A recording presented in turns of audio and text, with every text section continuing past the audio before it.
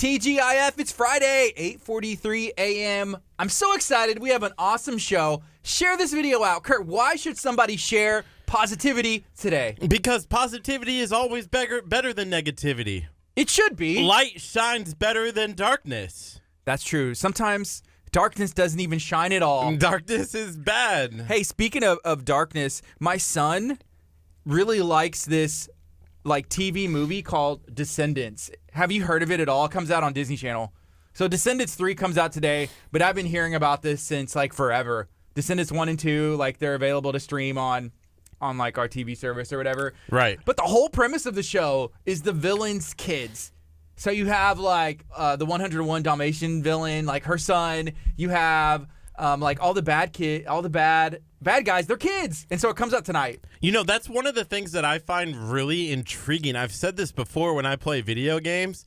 I'm gonna win, right? Of course. If I'm doing a fighting game, yeah, I kill that other person. Right. Yeah. So what about his kids and family? He has a family. He has a kids and family that he's not going home to tonight. You know? Bowser. Think about Bowser. Like in Mario, one of the oldest video games, at least of my childhood. Curt, that man has a family. Not to go and jump as a little kid and bonk and bounce on his head or jump over him in the little lake of fire. Just go doo, doo, doo, doo, doo, and he'd fall down. See, it's kind of.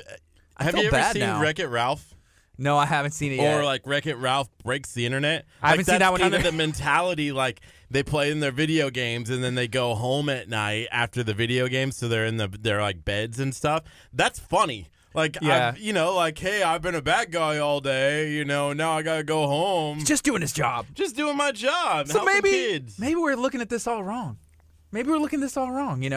But anyways, we want to spread positivity today, and we want to know how you are doing the same. I guess, if they're promoting negativity, they're still going home at night to their kids and their family. Hopefully. But why would you want to spread negativity? At some point, it just eats away at your insides where you said, hey, I'm not a really good person, maybe I should change that. It's a character, maybe. I don't know. Are they playing a role? I don't know. There's a lot to think about. We got 17 seconds. Hey, here's something else that I can maybe touch on. One of my favorite bands came out with a new record today, and I listened to the first couple songs, and I felt bad because I was like, this guy sounds like he's in a happy, healthy relationship. And I was like, and I don't like it. Here we go.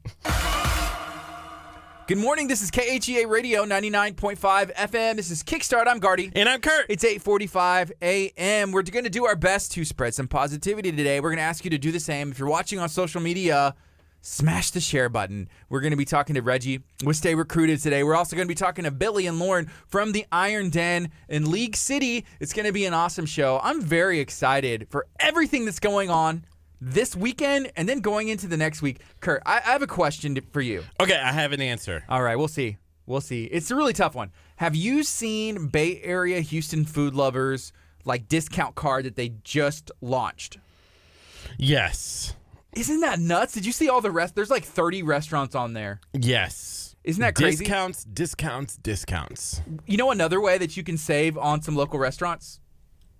The KHEA Radio app. How can you get the app? By searching KHEA Radio in the Google Play Store and the App Store. Why would that be so easy? It just makes sense, and it's free. I feel like people would eat this up. If you had a chance to save 20%. I used to, so I'm kind of upset. I got the cash card. Right? The cash card allows... Cash back, right? Yeah, the app, right? And you can get little, I guess, trinkets of discounts at different places. But you have to set that bonus in order to get it. Okay. So, you could go to Starbucks and get a bonus every time you're at Starbucks, right? Sure, and they don't take out that piece when you pay. They had a great one for Kroger. It was 10% off. You goofed, huh? I did it. But then they got rid of it. And now I don't have a need for the cash app. I don't have a need for it anymore because that cash card is, ridiculous. That was the only reason you got it. It was. But think about this.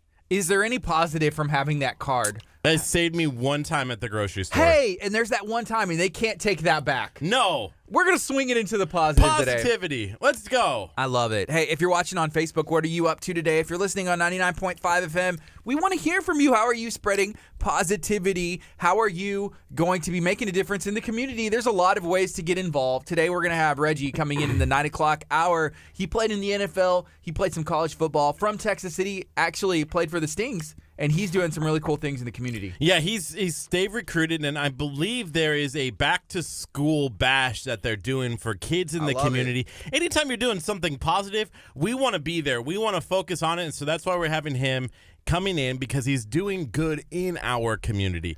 You know, one of the things I was thinking about as I was driving in this morning, you know, first of all, like, there's this funny, like, song that I think you listen to, but my girlfriend Naola listens to it as well. It's that Jesus Christ song where it's like, Jesus Christ, I'm alone Please again. don't sing. What did we do to deserve this today? Okay, anyways. Okay. But I was just thinking, like, hey, it's kind of funny now. It's a funny song instead of a sad, depressing song, and so turning something into positive. I was thinking about businesses and small business owners. Let's say I was a business owner, which, you know, I have a stake in KHEA Radio, but I'm not a business owner. You know, like, I don't run the day-to-day operations of KHEA Radio. But let's say, for instance, I did have a business where I ran everything day-to-day. I think I would rather support something positive than something negative. You know, like, I'm not going to go and... That's interesting coming out of you, because a lot of times when we're not on the air, we have to have these conversations where everything that comes out is negative. I'm like, now, Kurt... And you do the same to me. And I think it helps to have like a friendship where it's like, hey, let's look at the other side. Exactly. Is there any positive to getting, you know, Kroger being not on the cash card and getting money back? You're like, well, I did use it one time. Right. And I used that $10 to buy deodorant, which helps everybody in the studio. I think sometimes, you know, you want to go negative, right? It's natural. It is. It's the easy thing to do.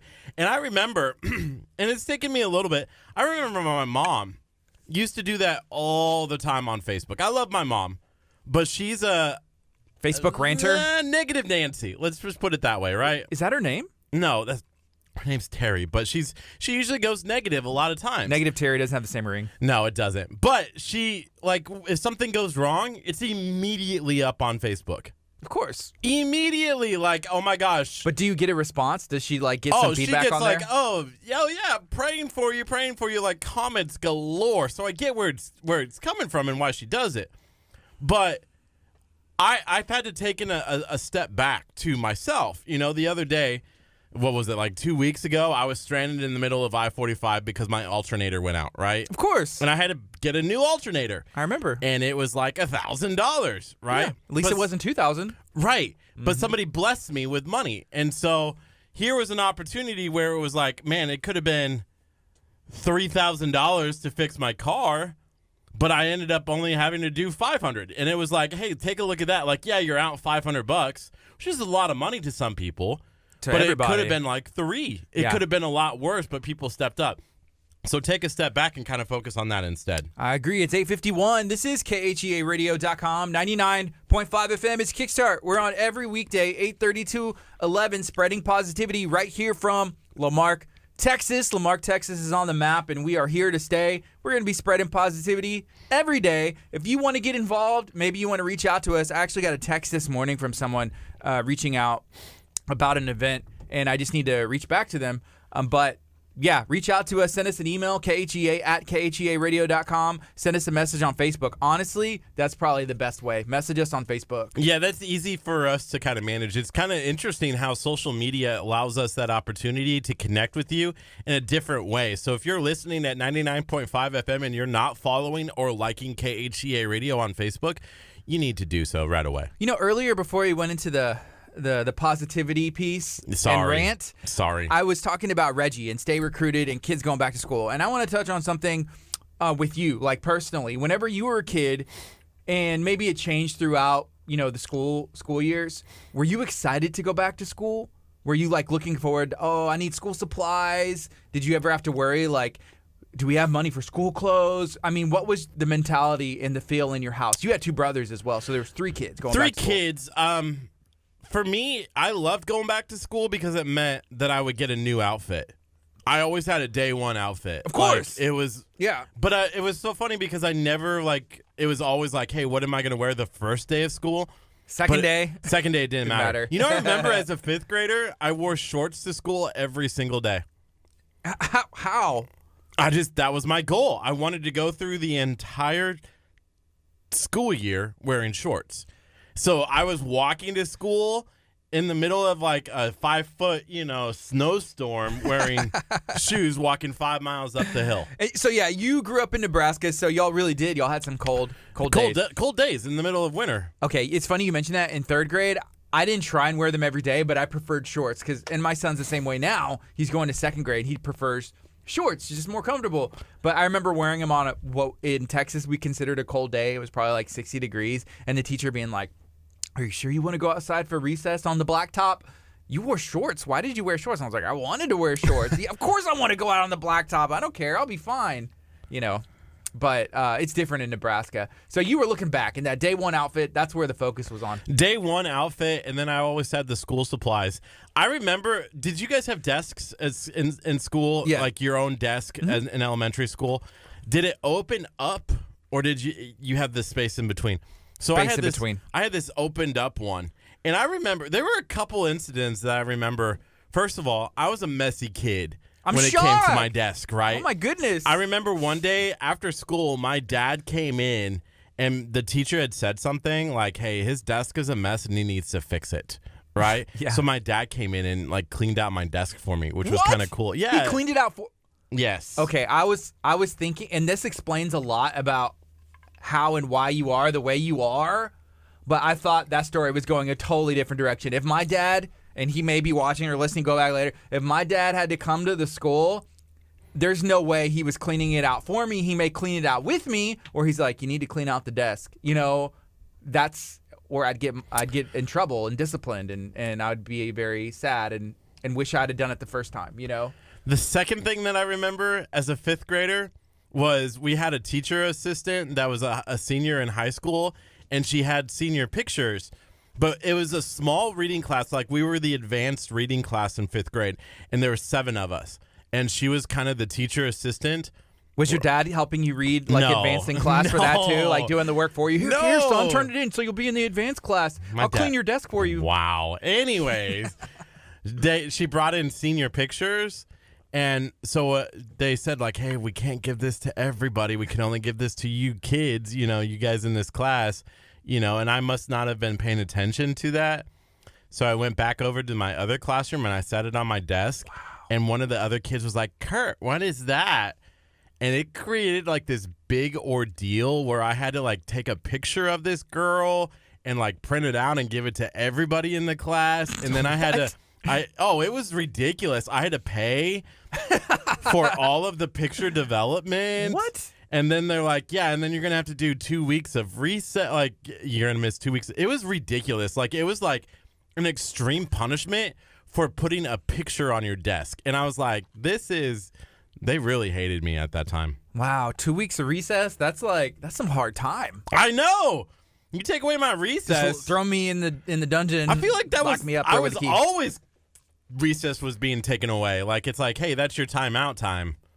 Well, I mean, I'm surprised your dad didn't come serve the sentence for you. He did come down. Let Kurt go play recess. I'll take off. I'll take off from work today, and I'll sit here and my let dad him play. did come down though, because he was like, "This is getting excessive," and like argued it, and then I got out, and so I was able to go back to recess and having fun. So he argued your way out of it? My dad was like, "Go and." My dad argued it, and then he came up to me and he goes, "You go and have fun in recess right now."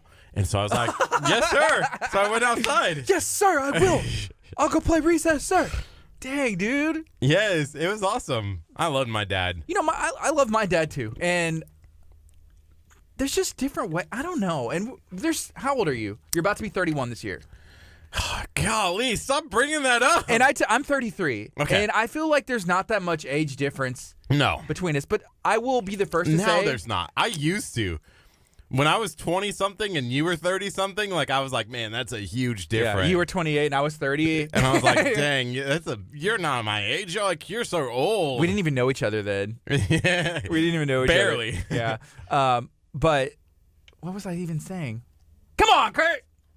I don't even know where I was going with that. Anyways, we're going to take a quick break. This is KHEARadio.com, 99.5 FM. This is Kickstart. When we come back, we're going to have Reggie from Stay Recruited in studio talking about everything that they have going on in the community. Coming up next is Zach Williams. The song is called Survivor. Stream it from the KHEA radio app from anywhere in the world. Share it with all your friends and get some local discounts here.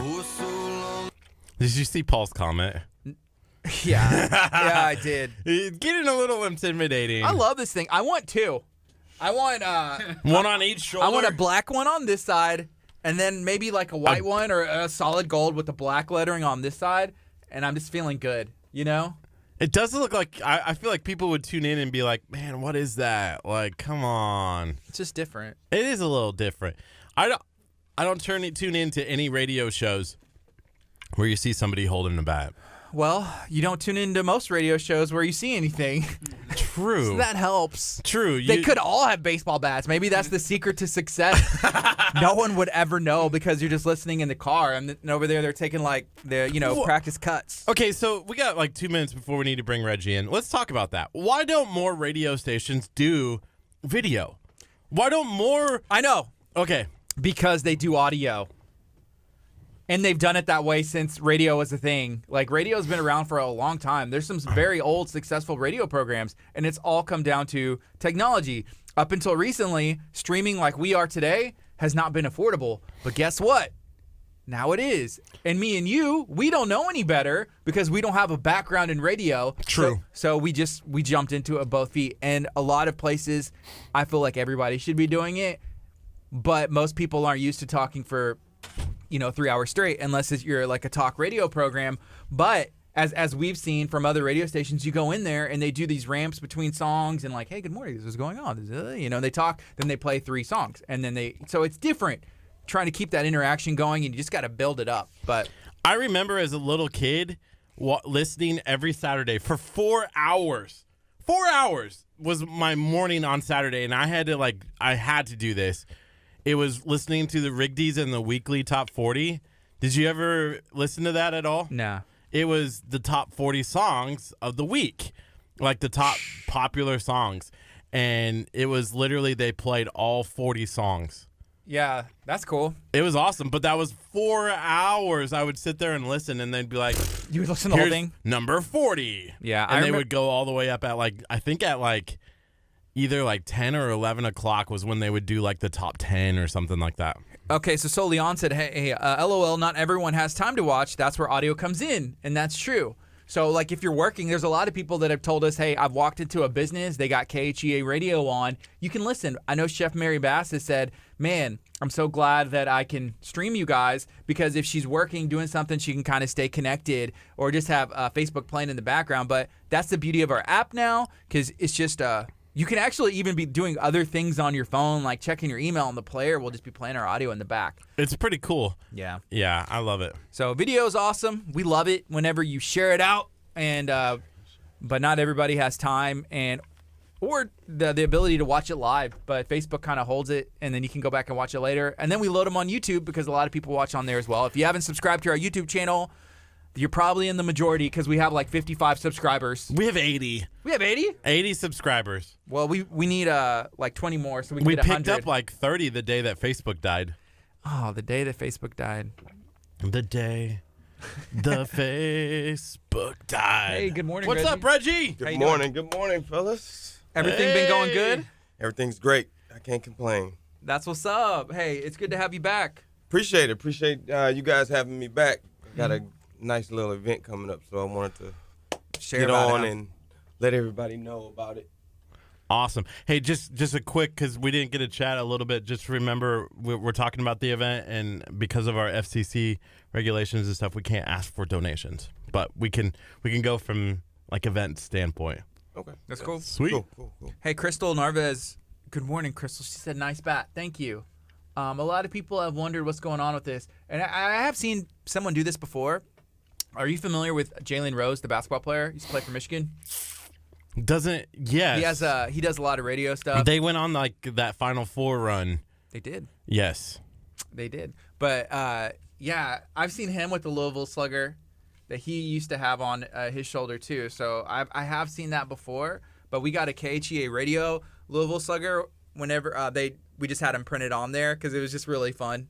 I thought they sent it to us because they listened in and said that we were the #1 radio station. Well, obviously that's true as well. Okay. But it's a really cool place. If you haven't been and you ever go to Kentucky, go check them out.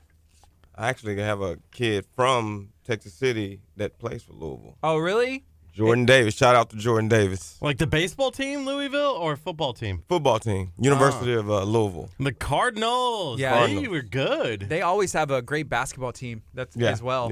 Yeah. Well, until last year in that scandal. Well, things happen.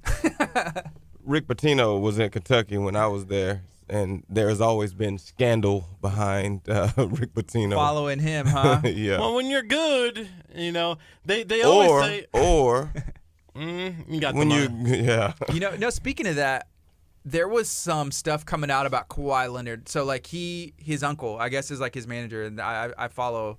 I love basketball, but it's like, Uncle Dennis, he was making some demands, and Kawhi wins the championship for the NBA with the Raptors. The team does. He's a big part of that. And then it makes sense for him to go back, the most money, but he's from LA, from California, so he can make his choice. But they were saying, well, Uncle Dennis is going and asking for some things under the table, like, hey, can he get some, like, an airplane? Can he get this? Does that stuff happen that you've seen in professional sports? I mean, I wasn't at that caliber of an athlete, but yeah, that definitely happens. These scandals where certain guys are getting paid. I remember being at Kentucky, and there were rumors that a few of the guys were getting paid by boosters and stuff like that. It happens. I mean, you got to think, and I go through this discussion with people all the time about should athletes get paid. You look at the fact that athletes, that basketball and football, particularly in college sports, are bringing in tons and tons of money to the universities. Mm-hmm. And the universities are using the athletes' likeness. They're selling jerseys. They're selling bobbleheads, whatever the case may be. And these kids can't get paid off of their own likeness, but the universities can. I think something should be done so that these guys are not taking money under the table.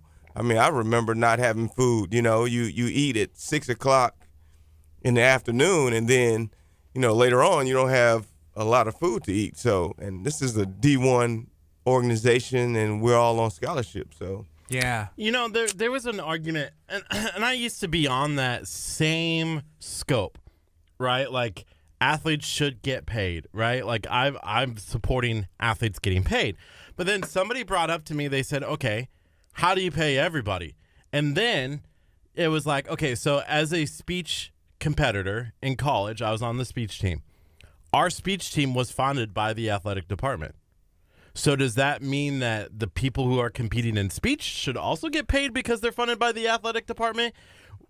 Or what? Where do you draw the line? Is it every organization that's underneath the athletic department or what? Well, I think most colleges' sports programs are funding the rest of the school, like everything. Yeah, because every sport doesn't bring in a lot of money. You look at football and basketball; they bring in probably 95 to 99% of the funds in that department. Now, I'm not saying guys should get paid what you would get paid as a pro athlete, but there should be a little bit more given to if someone is using your brand or your likeness. Do you feel like you should get paid for that? Yeah. You know what I mean? They're selling jerseys, even though it's the university that these kids are getting scholarships, but I wouldn't mind if somebody sold all of my images. But you get no money off of it. I don't care. My image is out there. Like, I'm getting my image out there. He would. He'd be like, I'm driving around a car with no air conditioning. Yeah. I'm this. But meanwhile, listen, somebody else is selling that, like, not even related, and they're making, like, hundreds of thousands of millions and millions of dollars. And you're getting nothing off of it. But you know what? I am. I'm getting my image out there so that one day I will make millions. Why are there copyright laws? So if you had a video and you copied that video, why do you think they have laws for that? Because they don't want you profiting off of their work. Now you hit the nail right on the head with the video. You know who the only people who are complaining? Okay, so this all argument started from the NCAA football game. Remember this? Yeah. Like, you used to be able to play NCAA football. Okay? Xbox. And then a no-good quarterback from the University of Nebraska Cornhuskers named Sam Keller, who literally like made all these great promises like, hey, I'm going to win this stinking championship for Nebraska for the first time in 10 years and did nothing, decided, oh, hey, I'm not going to have an NFL career anymore. I'm a garbage quarterback, so I'm going to sue the NCAA. No. You know who's not complaining? The people who are going to the NFL and making money. You know, like it's always the people who are like, oh, they're using my likeness. And, it's always the people who don't do well. Like, go and do well and then make it in the NFL. Yeah, I just see that being that I was a scholarship athlete, right? And knowing what a lot of those guys go through, it's not the picture that you see is not always what it really is in reality. So, kids are really not having a lot of food or certain things all the time. They're eating, they're doing well. I'm not saying that they are just like poor or anything by that nature, but I think the university makes tons and tons, hundreds of millions of dollars off of these kids. There's in certain sports, there's not even full scholarship offers. So, you're looking at football, you're looking at basketball that are offered full rides. And if you calculate that whole amount from those two sports that are giving full rides and some of the other sports that give full rides, it's not even close to how much money that's being brought into the university by these kids' efforts on the field. Yes, they're getting scholarships, but the university are definitely profiting from that. Yeah. So it's not something that's free. So people think it's a free ride. It's not free, man. It is a grind. That's why most people can't earn a scholarship. It is hard. Yeah, it's hard to put yourself in the other situation too. So, Curt, like if you were, let's say the speech team was funding the entire school because you know what, you're a star. You're like you and your friends. Yeah, you were, but you weren't funding the entire school. Sports were funding you, so you could go and do what you like to do, right? Right. And you were able to get a scholarship, which is probably funded by the sports program because they were funding your. Actually, the scholarship was funded by. So there was a big scholarship. Well, it doesn't matter. Fund. Let's say it was. Okay. Let's say it was, right? All right, just making sure, clarifying. And millions of dollars are coming in, and you know what? They're like, hey, here's a partial scholarship, or here's a scholarship. Well, we'll give you some food, know? Yeah. And then meanwhile, they're using your likeness for, man, Curt Casper goes here. Buy the Curt Casper jersey. Here's his speech. It was so good. And you know what? Meanwhile, you're like, man, my car doesn't work. I'm sleeping in this little bitty dorm. Like it would be tough, and I understand. I've never been in a situation like that because I've never been the star of anything. But I can imagine if I was. You got that 40 under 40 award. You are a star. I'm not a star. One day I'll be a star in the next life. But see, we would compete, as well. So it's and where that argument drove was, okay, so the football the football team, which at Hastings College when I was there, they were decent. I can't believe Hastings College has a football team. Yeah, it's in AIA, so it's the lowest division, but they still did. That's cool though. But they weren't really that good. Like 6-6. Yeah. They weren't amazing. But you have a nationally ranked forensics team who competes just as much, probably even more than the football team. You know why the football team wasn't good? Because I wasn't on there. No, because all the good players are playing in Kentucky and like D1 schools. True, but now you're gonna pay them, but you're not gonna pay us. This is the problem. This is the bigger issue. So that you guys are doing well, and you're probably known in your area, but you're talking about filling the stands and bringing in the money. That's the issue. So when you're talking about paying, it's like giving them maybe a little bit more. Now these kids get money for like a stipend every month. So if you live off campus, you get a certain amount of money that you can pay your rent and pay whatever.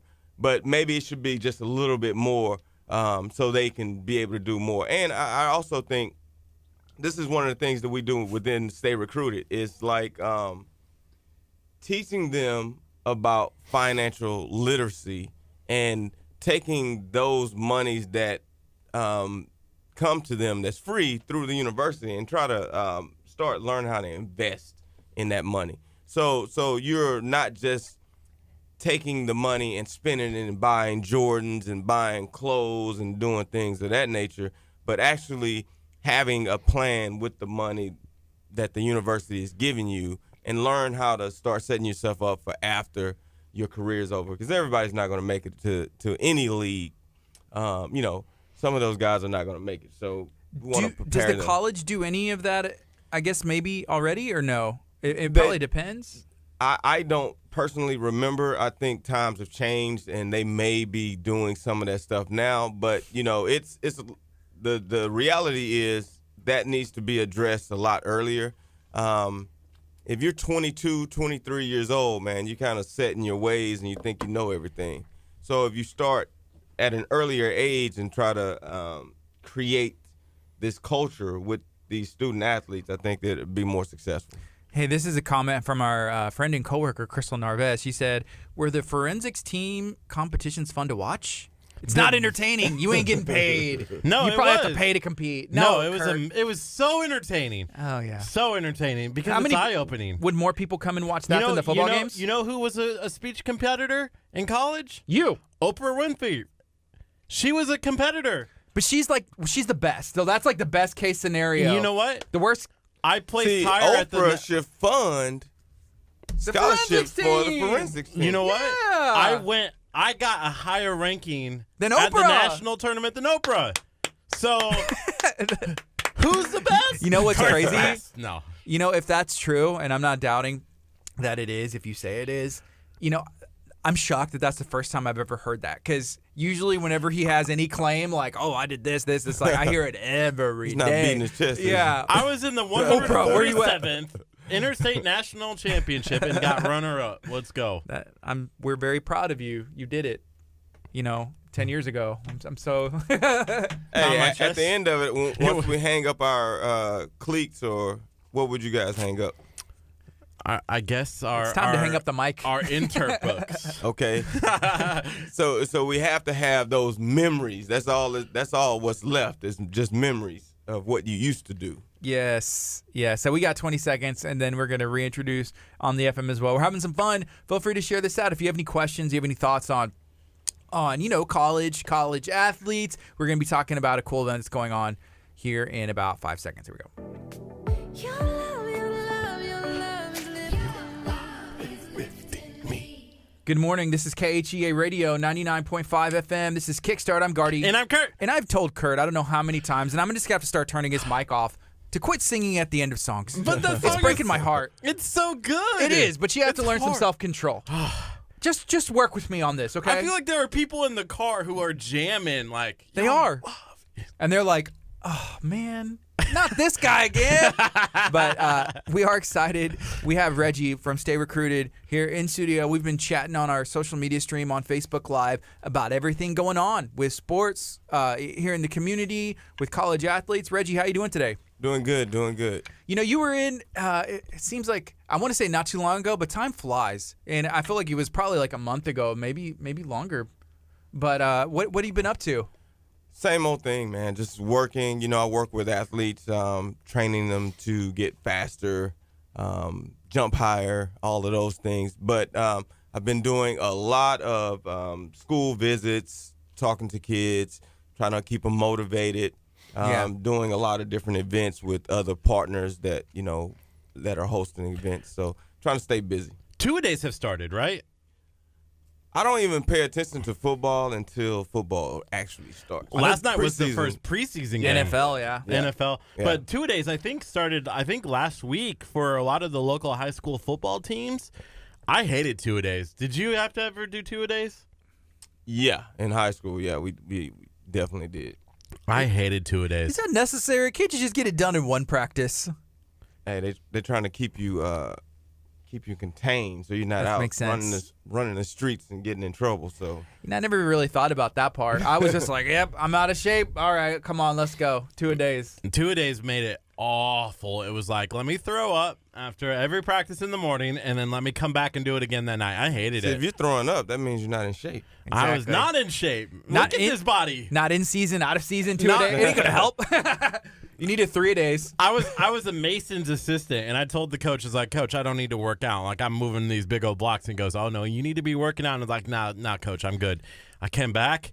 He was like, see, this is what you get for not working out this summer. You got me. I've only thrown up one time, and it was in high school, but it wasn't from the workout. It was actually a track workout that I drunk a Coke right after, and it just came right back up. So it wasn't really a throw up, I guess, but it was. Just hit wrong. Yeah, just, I don't know, the acid. I had to do, they call them suicides, and they were like, you would run, like you would have to do like a certain amount of distance in track for a certain time, only because one time at a track meet, I was like, I want a soda. So I was drinking a soda, and the coach saw me drinking a soda, and he goes, you're in season. You are not drinking soda. You're running tomorrow. And I was like, I'm never like gonna be around this coach again with another can of soda. Like, I'm never doing this again. He's pulling it out of his bag, just like looking around. Pop. Okay, we're good to go. You know, can you talk about the importance of training personally? Because we were mentioning, 2-a-days. There's these athletes who are getting the training from the coaches at the school. Why should one of these students who is looking to maybe compete at the next level, up their skills, why should they come and do like personal training? I think personal training will help find areas that you need more specific help in. So when you get a personal trainer, it's something that you're looking to grow or to get better at. A lot of times at school, you have 60, 70, 80, 100 kids. Coaches do not have the time to work on specifics that you as an individual athlete need to work on. So you have to find you someone who's knowledgeable about what you're trying to work on. So that's why they usually come to me. I'm pretty knowledgeable, have a lot of kids in college, played at the highest levels, so I can look at kids, find out what their weaknesses are, and work on those weaknesses. So when they go to their coaches are like, wow, what have you been doing all summer? Yeah. Been with Coach Reggie. Yeah. So whenever there are 60, 70 kids, like there's an entire team, you can kind of slack. It's like, man, I'm not really good at this. You can kind of hide and and like take some breaks, and nobody would notice any difference unless they. Those are the in teams the game. that are losers. Yeah. And you can come and improve that. And that's not fun. Like if there's something I'm not good at, working on that one thing, it's just like, well, I don't enjoy it. This is why I'm not good at it. How do you find that motivation? I mean, that's something that you got to look at yourself in the mirror and what kind of heart you have. Normally if people come to me, they want to be there. So it's so different from what I do and what a high school coach does. He has 20 kids that's on the team that really want to be there, want to be better, want to be a part of something great. And then maybe the other guys are on the fence about being great, and then you have some kids, I just want a varsity letter. Right. We've run into this with our interns sometimes. They're like, we got Eldridge here who really wants to be here because he's here every morning and was like, I don't want to go back to school because I want to be here. And we have people like Ethan who, every once in a while we just don't see him for like months on end. And then he just shows up and he's like, oh, I'm back, guys. I look at that as, I just had this conversation sort of with one of the kids that I worked with a long time ago. He worked with me when he was in high school, and he's graduated college and everything now, and now he's trying to save the world, right? And I'm telling him it's a process. The light bulb doesn't go off for everyone at the same time. And I was reminding him that I had all of these conversations with him when he was in high school about finding your passion, finding your why. Now that he's found it, he's trying to give it to everyone else, right? And I said, remember, I went over these things with you, and your light bulb is just now going off. So it depends on the person. It's the timing for each and every individual. Some people are just not ready at a certain time to take their game to the next level. Some people are. So you have to find that time when you're ready to really make the sacrifice, because it's a sacrifice. If you're trying to be great at anything, there's a sacrifice that many people are not willing to do. So yeah, you've done it, and I think that sets you apart from most trainers out there. Like, hey, if you want to play at the next level, I can show you how because I've done it. I can show you how the college coaches coach. I can show you what they're looking for. I played in the NFL. I can show you how they do it there. And I assume, is that one of the reasons that some of the kids and parents are like, hey, let's go train with Reggie, stay recruited? For the most part, I think that would be the reason why. Because of all of the kids that I've worked with and how many kids I've helped make it to the next level. But times have definitely changed. I think a lot of people, they're looking for who's ever cheap at the time. You know what I mean? Like if someone charges less than me, well, he played football too, so he can train. It's different because my level of knowledge is different from a guy. Just because he played college football, that doesn't mean we have the same knowledge. I've done it for X amount of years as far as just training, period. And I've seen tons of different type of athletes. So I know what works, what doesn't work. I know what college coaches are looking for. I work with college coaches. So my experience and what I bring to the table is a little bit more than what some of these other guys, they're training, yeah. But I'm on another level. It's just not about training. That's why my other business, Next Level, is my training business, because we're trying to take kids from one level to the next level. There's always a next level at whatever you're doing. So I'm on a new level. What is that? I don't know. There's a song, isn't there? yeah, definitely. I'm on a new level. Okay. I don't know it by that. I'm sorry. It's okay.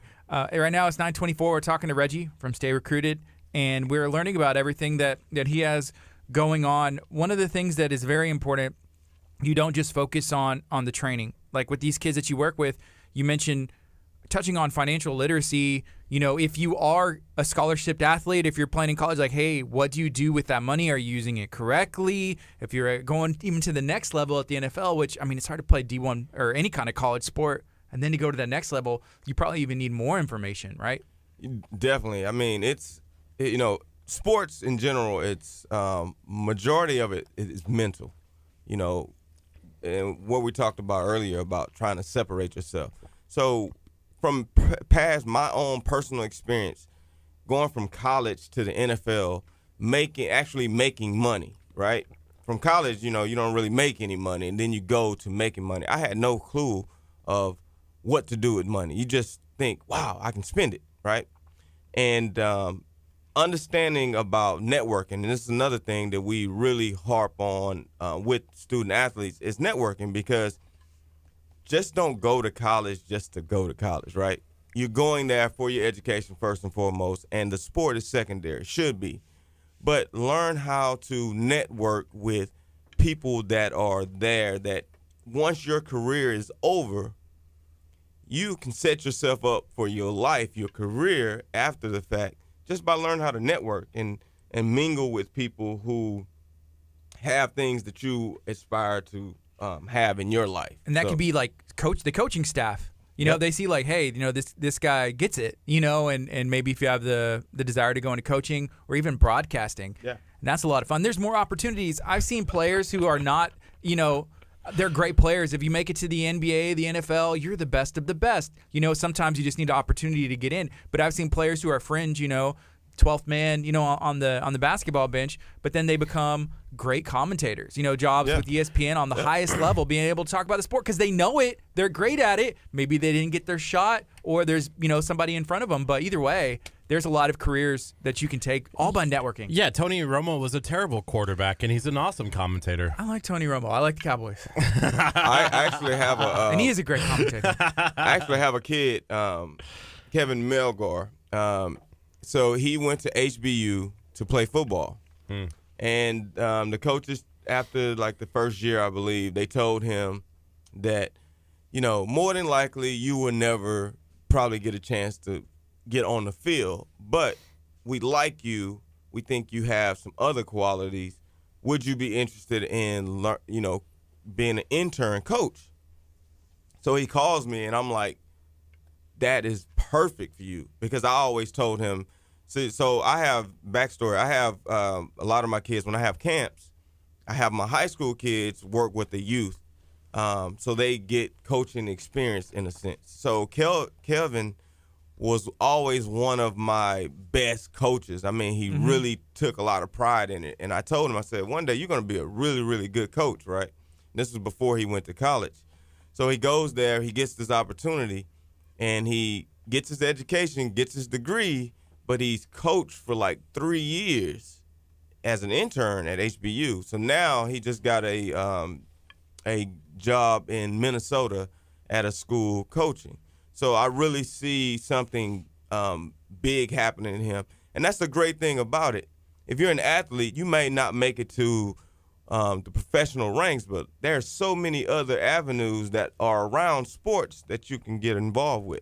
There's a lot of disciplines you can learn too. Exactly. It's like the military, or even, it's funny to say, but like working at Chick-fil-A, you know how, if you you work at Chick-fil-A, there's certain principles, and you can learn that anywhere, just doing the job to the best of your ability. Yeah. You know how to take direction, and I hate taking direction. We know. I like doing things on my own. And how does that work out usually? It's like a last minute.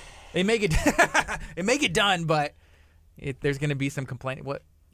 My belly shape. When we were talking about being in shape, there was a comment on here on our Facebook stream. Did you see it? I did. What did it say? I'll let you say it if you want to.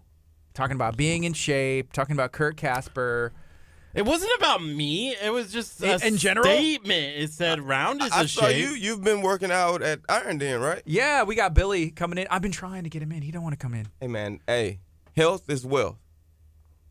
That's true. Health, I agree. Think about this. So I'm 46. How old are you? 30. 30. Okay. So when you get my age, you better be working out. Them joints and everything start aching. So I would rather go through working out now and torturing myself now opposed to later on doctor visits. Look how much money it costs to go to the doctor. I haven't been to the doctor in 8 years. You probably have some things that have come up in your body where you should have gone to the doctor. You're just like, I don't want to pay that, right? Right. These are conversations we've had, like 100%. I was at the Iron Den this morning, and we did like a cardio thing, and my feet, they're hurting, but I know that it's going to pay off in the long run. My hands are sore this morning. I was playing video games last night. And dude, that's tough. Man, did you see the kid win $3 million playing Fortnite? Yeah. I was like, what message is that sending? We're already trying to get kids off games, but now you win $3 million. Everybody's going to want to. Did you see his mom was like, he said, well, my mom said like I would never make anything off of, playing video games, and I just won $3 million, and I'm not giving her a dime. How old is he? He's like, 12, he knows 13. it all. Yeah. He was like, yeah, my mom said I was never going to amount to anything. She's not getting a dime of this. Curt, that would be you as a kid. I would. I'd be like, ha. The interesting thing about that is, the parents control all of it. There's no, you can't give a $3 million check to a 12-year-old. It just doesn't work that way. They have control everything.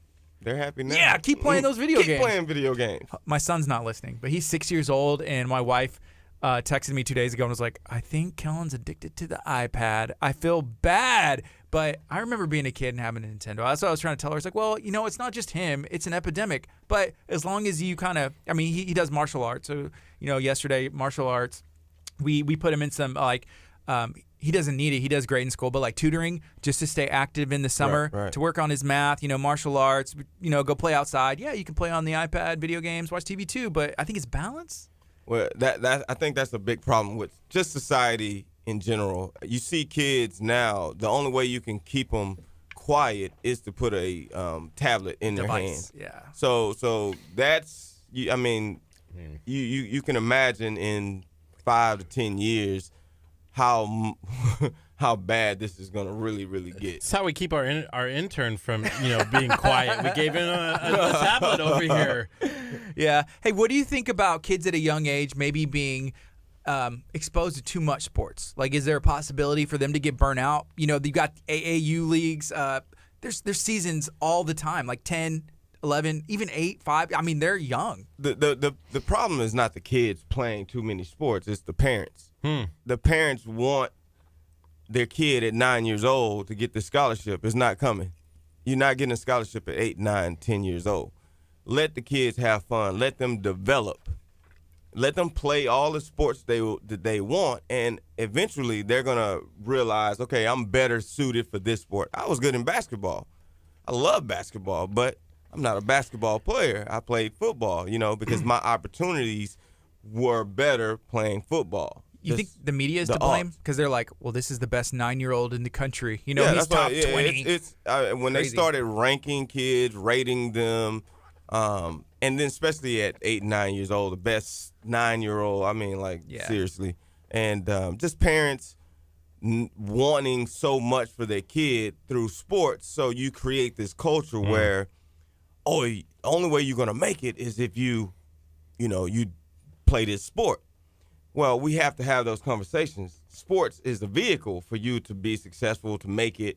It was a vehicle for me. I used sports to move and leave Texas City and see a lot of other opportunities that were out there that I wouldn't have gotten without playing sports. Yeah, being from, this area, you played Texas City High School, went and played at the highest level as well, playing in the NFL. Did the coaches, from what you remember, stress the importance of education? Because not everybody can make it to that level, but I may be wrong, but I think there was a mentality, and it may still be here, but hey, if I'm going to get out, or I'm going to do something for myself and my family, I'm from Galveston County, Lamarck, I'm from Texas City, wherever you're from, right?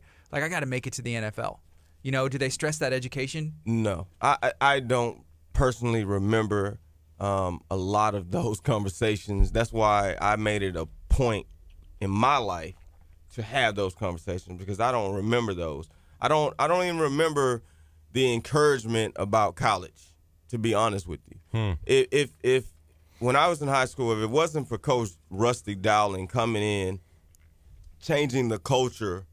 Now, granted, I had some great coaches that I really liked, and they took, a liking to me when I was younger. But Coach Dowling brought me into his office as a senior after the football season was over, and he said that he felt like that I could play at the next level. So that was the first time someone had set me down and said, wow, we think you can play at the next level. I had 0 offers. I had no college offers, right? And we made a videotape of all my highlights and sent them to San Francisco. And because of my play on one play that was a very meaningless play, but I played very hard, that coach in California saw that one play. Now, mind you, I was the leading tackler, leading everything on the team, but he saw this one play on a special teams that he said, we don't need a defensive back, but if you play this hard on this play, hey, we'll take a chance and bring you out. That was my opportunity. And it only came from a coach who set me down and said, I believe that you can do that. Do you ever watch, have you ever seen The Last Chance U on Netflix? Definitely. Is that kind of what it's like? That's when what you it's go, like. because you went to a community college, right? Yep. So that's exactly what Last Chance U is. Yep. That's the life. Junior college is rough. Junior college is rough. Seriously, you really don't have food. Literally. I was saying that earlier about D1 athletes. It's not even the same degree. Junior college is tough, and a lot of kids try junior college. It doesn't work because they're not tough enough to withstand what happens there. Be honest with you, at where I was at in San Francisco, we had a bunch of drug dealers. We had guys from prison. We had. This is the team. This is the team of players. Yeah. So we're around we lived in a house where there were a few guys from Texas. We had Kentucky kids and a couple Florida guys.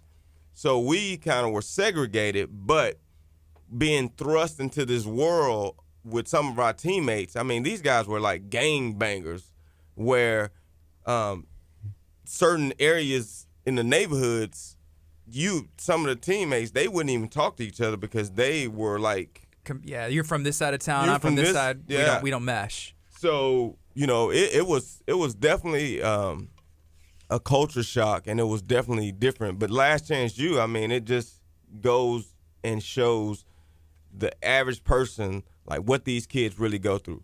they're coming from environments that are the worst of the worst environments, and they have an opportunity.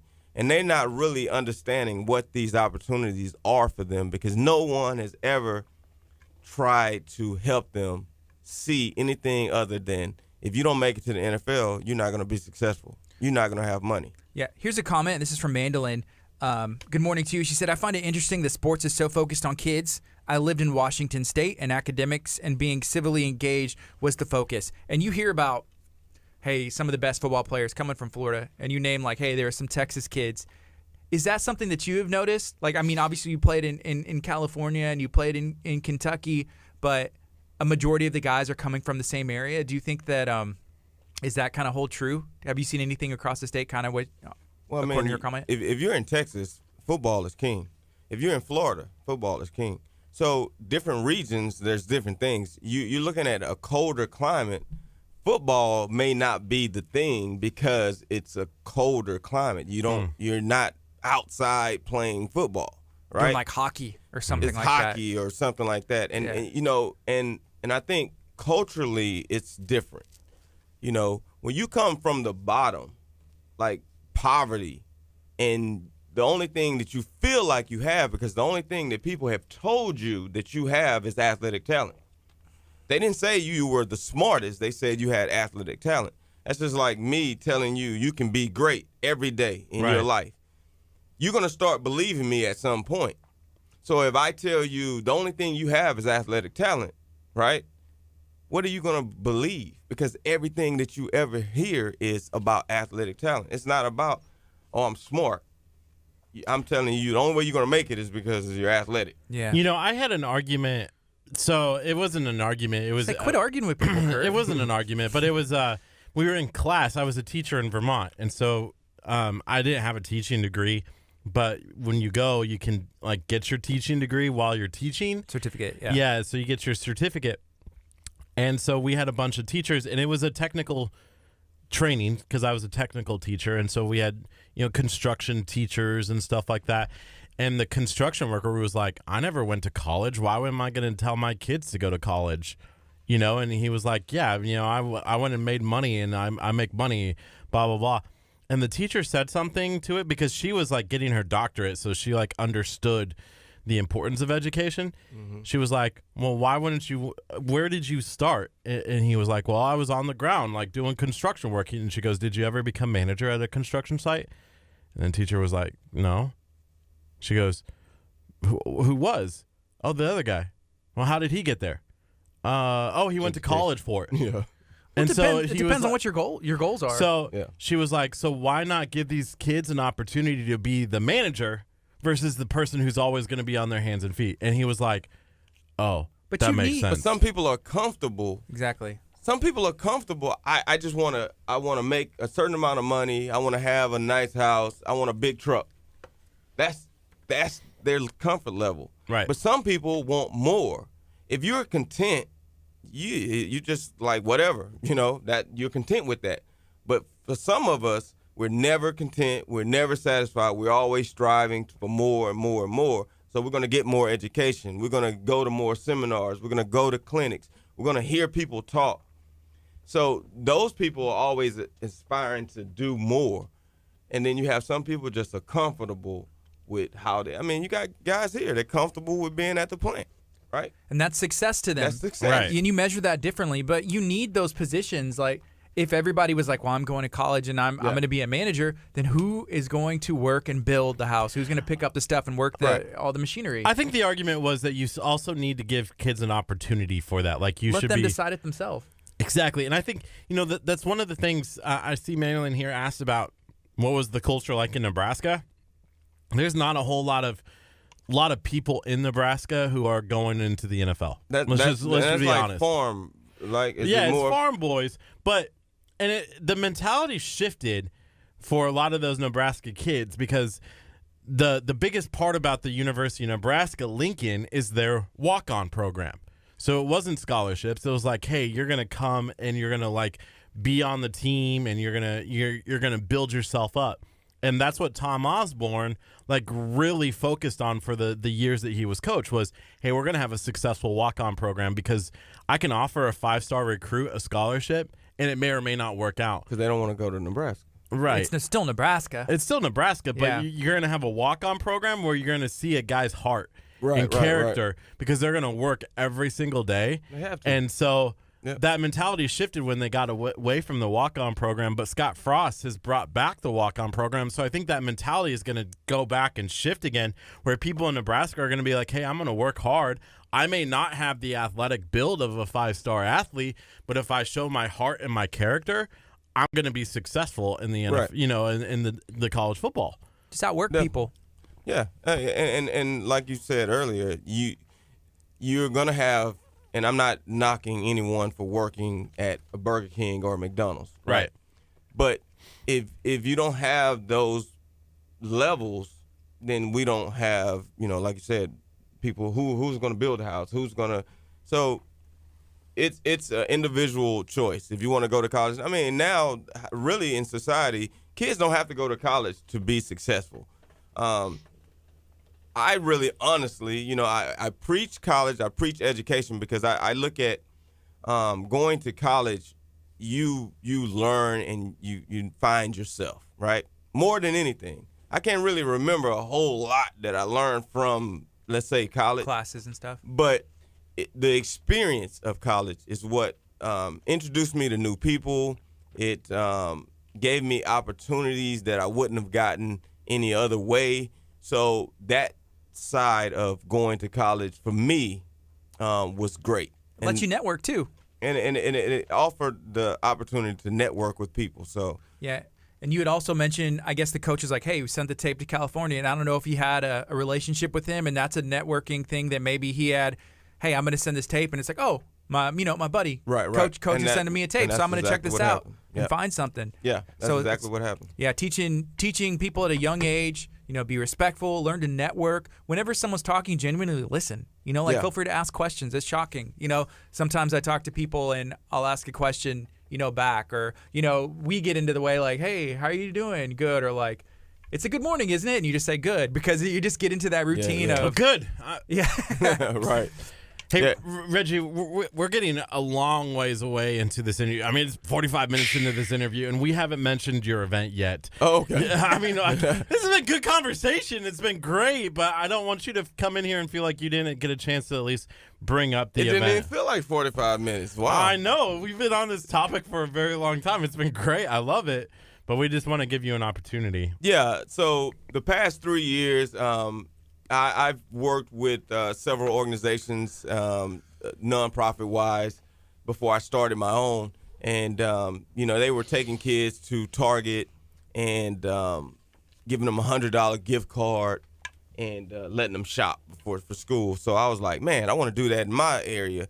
I haven't really connected with the right people to where we can make it huge. So I was like, I'm going to do my own thing. So I've, taken some kids for the past 3 years. I've had some parents that donated gift cards. I've donated, and we take the kids to Target and let them shop. So, so they can feel good the first day of school. That's like the beginning of it all. That first day you want to have new clothes, new shoes, and feel good and feel confident. So I just try to continually do my part as a role model and someone from the area within my community, try to give back the best that I can. So this year, what we're going to do, we're going to have a bowling event on August 15th from 7 to 9 p.m. And what we're going to do is collect more money so we can take kids out. And this year, what I want to do is a little different. I want to go to Target, and when kids are there shopping, we'll pay for their stuff. Oh, so they're already shopping for They're already school stuff? shopping, That's and then cool. we'll pay for it. That's beautiful. I've never seen that one. Usually it's like, oh, they select kids, but that'll be a surprise and probably a relief to a lot of families. Man, that's the wonderful thing. It's a blessing, that some parents, you don't know the situation that's going on at home, and whatever monies that they have to buy school clothes, they might be taken away from a bill that they need to pay. And, if we can do anything to help other people, just feel better about themselves, I don't see why people don't do it. We were talking earlier about like the first day of school and how I always had like an awesome like outfit to wear for the very first day. Like that was the thing. Like, what was your first day outfit in school supplies? And I brought this up before. My dad and my mom, they were business owners, but they were only business owners for 4 years. Otherwise, my dad worked as marking lines, which to me, I mean, I probably currently make more than whatever he'd made as a salary in the middle of Nebraska tagging lines, right? Yeah. Like, it's an hourly job, but somehow we still had enough to have 3 kids, have a nice house, had clothing and school supplies. But I'm sure my dad was looking at his bank account all the time when he was doing that and just being like, how am I going to afford this? Exactly. And because I do that every day, and I'm like, wait, where did this money go this month? And you don't even have the kids, I don't even have the kids. Yeah. It's a grind, man. I mean, having kids and, just living life. You just trying to live life, pay your bills, and do all of it. It's hard. So, if we can help some people, get through even this month, and not have to worry about paying for clothes or backpacks. So we're collecting backpacks as well. So, we're willing to do whatever we need to do to help. Awesome. Hey, that bowling event, when is it and where is it? It's going to be August the 15th from 7 to 9 p.m., and we're going to have it at Main Event in Webster, not League City. Awesome. Webster. Man, Main Event is awesome. They got a bunch of fun stuff in there. Yeah, maybe they can give us a better rate. They said they gave me the best rate, nonprofit rate, but there's always a better rate. Yeah, there's always a better rate. Someone tag Main Event and see what we can get done if we say like, hey, we wanna support this, and I know y'all want to support kids going back to school in the area.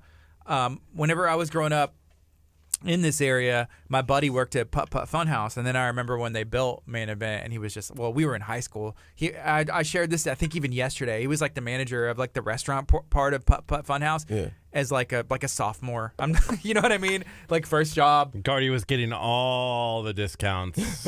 Oh yeah, it was a fun time. But I remember whenever they opened a Main Event, they were like, feeling the heat, like, what are we going to do? Are we going to be okay? Which it's still there, but competition is good sometimes. But they don't have putt-putt at Main Event, do they? No, in the batting cages. But now you have Top Golf, and then there's a baseball facility on every block now. So, and then every school has batting cages too. So yeah, it's rough being in business. Period. When I first started training out in this area, there were maybe 2 trainers. Now there's like 7-Elevens. It's a trainer on every block. Yeah. But, hey, it's good. Get some options, some other people. But, you had mentioned earlier, some people, they just can't, if you can afford it, that's cool. If you can't, then maybe, you can work up to it. I don't know. There's all kinds of stuff. But I like competition sometimes. I really feel like we have none because we're the best in the world. But it's good for other people to try and look at us and try and compete. Right, Curt? Yeah. I mean, this is where that's the attitude that you have to have, though. Yeah. I mean, if you don't feel like, your radio show is the best, who would? If you don't display I'm the best, then, who else would? That's true. That's. This is why, you're going to get me on a subject here that's hard to get away from. I love competition because it makes me feel like it makes you strive to do something better. And so I tell Curt, I'm like, Curt, like we literally have zero competition because nobody's doing what we do. But then you get comfortable if you don't sit there and look at your other people and be like, okay, what are they doing? How can we do it better? Like, I feel like there are people who we can still compete with. Nah. Gardy doesn't like competition. You can compete with them, but I'm always if I see someone doing something, how can I do that better? Exactly. Right? Because you're always going to have competition. That's just, and people are going to not like you for no reason because they don't even know you, but they hear your show and they're like, wow, you're getting 10,000 likes on Facebook and I only got 500. So they're competing with you, and blindly you're competing with them as well, even though you don't maybe not want to, but that's life. Life. Shaking his head already, like, yeah, that's life true. is a competition. Gardy, are you taking notes on this? Yes, I am. People Okay. are always competing. Man, Yeah. I have guys, other trainers, man. I mean, serious. They have talked about me and don't know me. Yeah. Like, other people are coming back saying, this guy's just dogging you out. I'm like, he don't know what he's talking about. Like, how don't I know what I'm talking about? Come meet me. I'm still here. Like, how? And you're gone. Yeah. So it's building relationships. Training is like, okay, you know what you know. But when I build a relationship, a true relationship with the people that I'm working with, they come to me not just for the training anymore. It's, man, he gives me inspiration. He gives me, it's this relationship, right? Advice too. Advice. Oh, I'm always giving advice all day. Yeah, I'm sure there's people that you've trained and maybe they've moved on in their career or they don't even play anymore and moved on in the professional world and doing something totally different. Yeah. Probably still have a relationship with them. That's what it's all about. Yeah. At the end of the day, that's what it's about. If you can be invited to weddings and events from people that you've worked with in the past, that means you built a relationship with them. You just wasn't just a coach to them, because every coach doesn't get invited. Yeah. Right? Are you looking around? If you go to those events and be like, "Where's Coach?" They're not here. Oh, That's I already right. know that they're not going to be there, because the sad reality is a lot of times coaches don't put that extra value into the kids, right? So Coach Dowling, I still have a relationship with Coach Dowling because he added something to me that no one else probably did, right? Mm-hmm. My coach in San Francisco, man, like a father figure. We talk all the time. Why? Because we built a relationship together. So he looks at me as like a son. Why? Because we have that relationship. It was so much bigger than sports, and that's the same coaching style that I try to bring to the table. It's bigger than sports. That's awesome. So we have about 3 minutes left. Is there anything else you'd like to share here today? We talked about a lot of stuff. It's been all over. The one thing, if any of you guys, your listeners, can come out, come bowl with us. It's for a great cause. We're trying to help some kids, and like I said, we're going to do a surprise. So we're gonna actually video it so people can see what we're doing and surprise some kids in the store. Last year, 2 years, we took some kids out in Houston. And they shopped at Target, and these kids were buying like drones. So the drones are pretty pricey. Yeah. So you have $100, right? And they would spend the whole entire amount on, they weren't even using it on clothes, but Yeah. they didn't have any. I guess they didn't. They could buy whatever they wanted. So Yeah. But it's fun. It's fun seeing the kids. They really are happy. They're smiling, and you feel a lot better about yourself when you're helping other people. Just talking about things like this, it may inspire other people out there, because it's not, one person, one nonprofit, one person's job to kind of, help, but it takes everybody. We're a community. So like if you're watching right now and you're inspired and you want to do something on your own or help out in a way, get creative. Figure it out yourself. Pay it forward. People do it at Starbucks, like all the time. Maybe do it when you're checking out. You see some school supplies, like, hey, I'm gonna help this. Like, why not?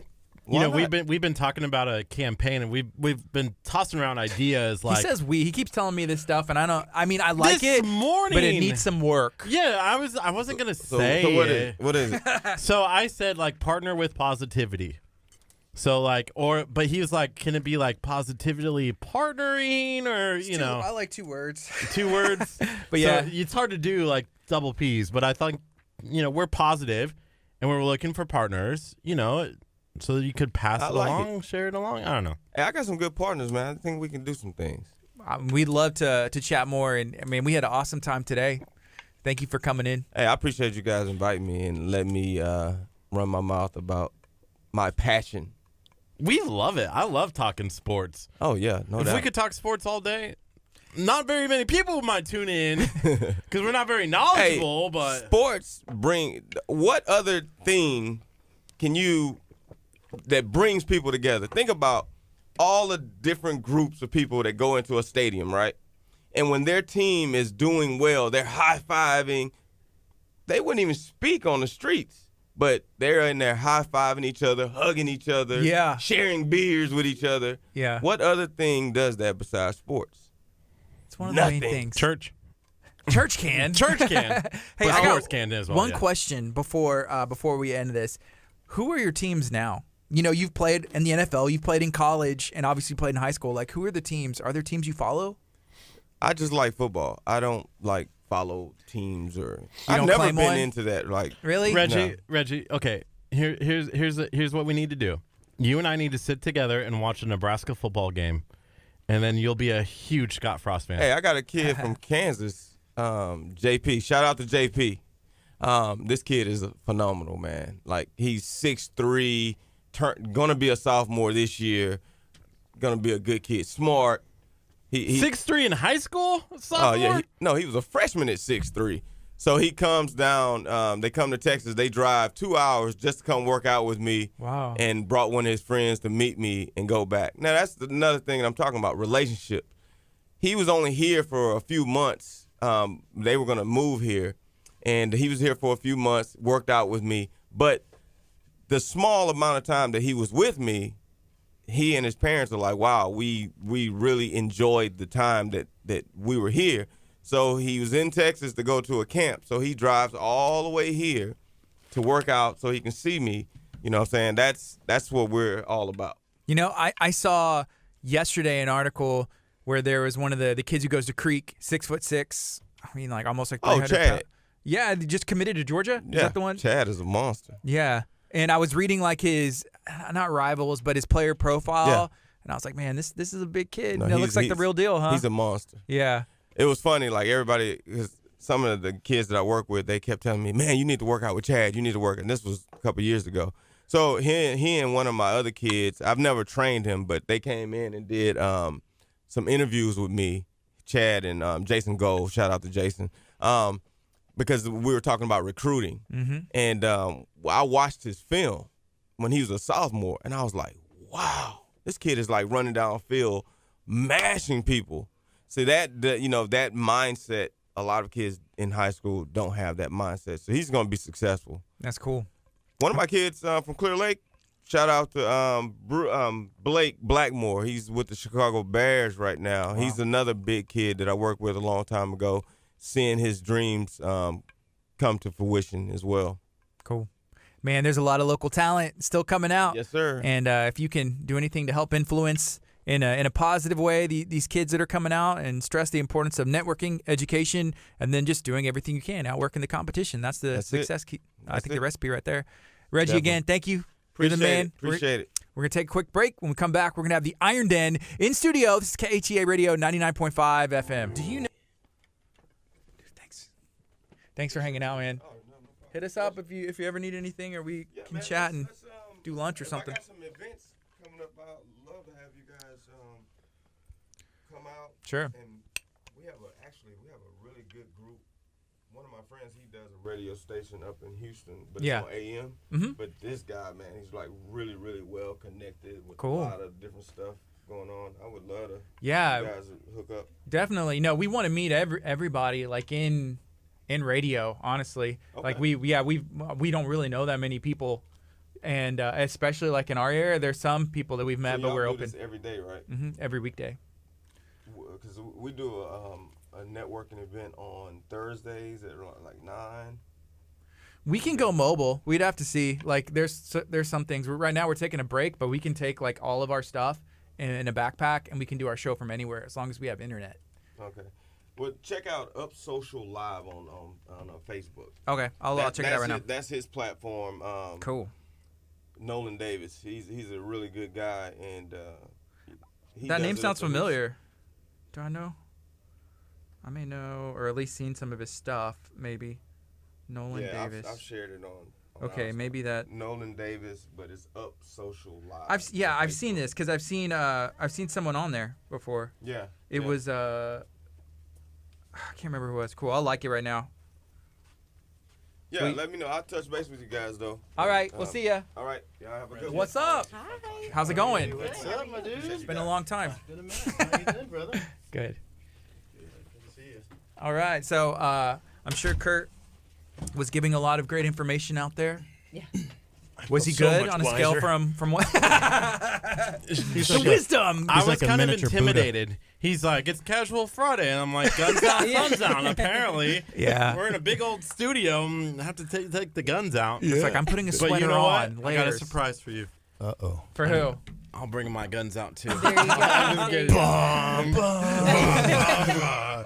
Do you walk around doing that now? I do every once, but mostly in my head, so no one else judges me. I do it every time I watch the In the Den. Oh yeah, yeah. See, we done goofed, Gardy. I was just thinking of this. We should have had that be like the intro. Yeah. Yeah. Like just me standing there in front of the camera. I totally thought it was going to be. Dang. Should have been. Season 2. There you go. There you go. When Curt works out. Oh Curt, can we please do that? Season 2 of you doing the 6-week challenge. Can you imagine? man, that would be good. That'd be good stuff.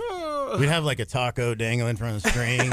He's He's running. running after the taco. Yeah. So today, Dennis, I went in and worked out this morning. Yeah, the 6:30 class, and it was a cardio day. Usually, I think cardio is like Wednesday, but he says, "Well, Jeannie doesn't sometimes do the cardio in the morning, so I'm making sure you guys aren't missing out on all the fun." Yeah, yeah. So we're running to the stop sign, which if you've never been to the Iron Den, you need to go check it out because you can see how far the stop sign is. So I'm thinking like one time he's okay, now go That back again. substance is a good marker. 3 times. Yeah. Okay, and then he's like, okay, do it 4 times. I was like, are you kidding? Okay. So I got these blisters on my feet, but I feel great. I feel good because I'm sitting down right now. Yeah. But man, it was a good workout this morning. So Dennis, he killed it. He killed us, but it was great. Man, I get that's videos good. of those every morning. So Yeah. I check in because they tag it, so I share it and stuff. So I get the early morning videos from you guys. Yeah. It's a lot of fun. I've been having a great time at the Iron Den. Man, I love hearing that, dude. That's awesome. And you killed it too. It was 4.5% and 12 pounds. Yeah. in a month and a half. How much man. muscle did you gain?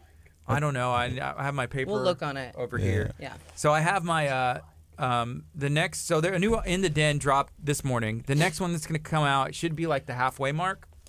So a couple things we need really fast. I'm sorry, before we could keep going. So if you could move that mic up, it will actually, adjust towards you, maybe. There. Does that work? Yeah. Okay, cool. And then that camera. She has way better posture. Than Sweet. me, so good. The camera does it look good? Yeah, it looks great. Awesome. Yeah. So next week it should be like the halfway mark, and actually like the end of. I'm excited for like the last episode, and it's funny, but we're still a bit away from it, from Indie Den, like the 6th episode. But it's gonna be. I think it's gonna be my favorite. They've Like- been so good so far. Thank you. They've been really good. I like the candid moments. Yeah. I want Curt to do season 2, and we need to do everything we can in our ability. I thought that was happening. Like, that's the thing. Like, I thought for sure after this Well, you were just start going a to jump petition. in. How many signatures we need? Yeah. What would it take? Okay, I can either work out or stay at home and play video games, and I'd rather play video. No, you can do both, I swear. Amen. Yeah. You can do both. Yeah.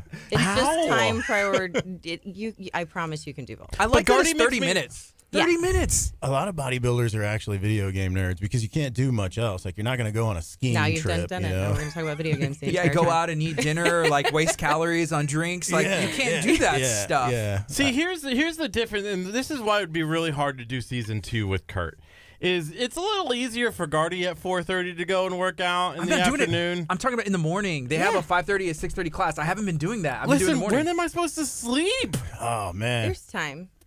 How? I work until midnight, and then I have to turn around and be up in 4 hours. Like I He can't. does not work Curt till does midnight. not function at 4 o'clock in the morning. Like 4 hours. I don't of think sleep. anybody does. They're just on autopilot. They come, and then it's really like the people that are there that are going to kind of boost you up and get you going that early in the morning, because there's no amount of coffee that's really going to do that. When am I supposed to, yeah, there's just a lot that would have to go into like a 6 weeks. I would not have to work for 6 weeks. But if I went like into our vacation for 6 weeks. background of people that have come in, I guarantee you I could find a story with someone that worked more hours, that gave me more excuses, that Oh, man. we overcame less and video that games. did it. And then it works. Yeah. Where there's a will, there's a way. It's not just a saying for a reason. I'm really working on you, though. I'm excited about it. I think you're going to do it. What if we brought the workout here or something? You know, There's no space right there. We can set up a whole thing. Mobile. I feel like we used to do it. We used to do workout Wednesdays, like last not this January, the January before, when nobody was actually watching. But we good would old do days. oh man, if we did it now, can you imagine what would happen? Well, here's what we did. We said, hey, if we get so many people watching, Kurt's going to do 5 push-ups per person watching. There you go. And it was like, hey, share this out, tag your friend. And so people did it. And so at the end, Kurt's just like, like, worked. One fetal position. time I did, what was it?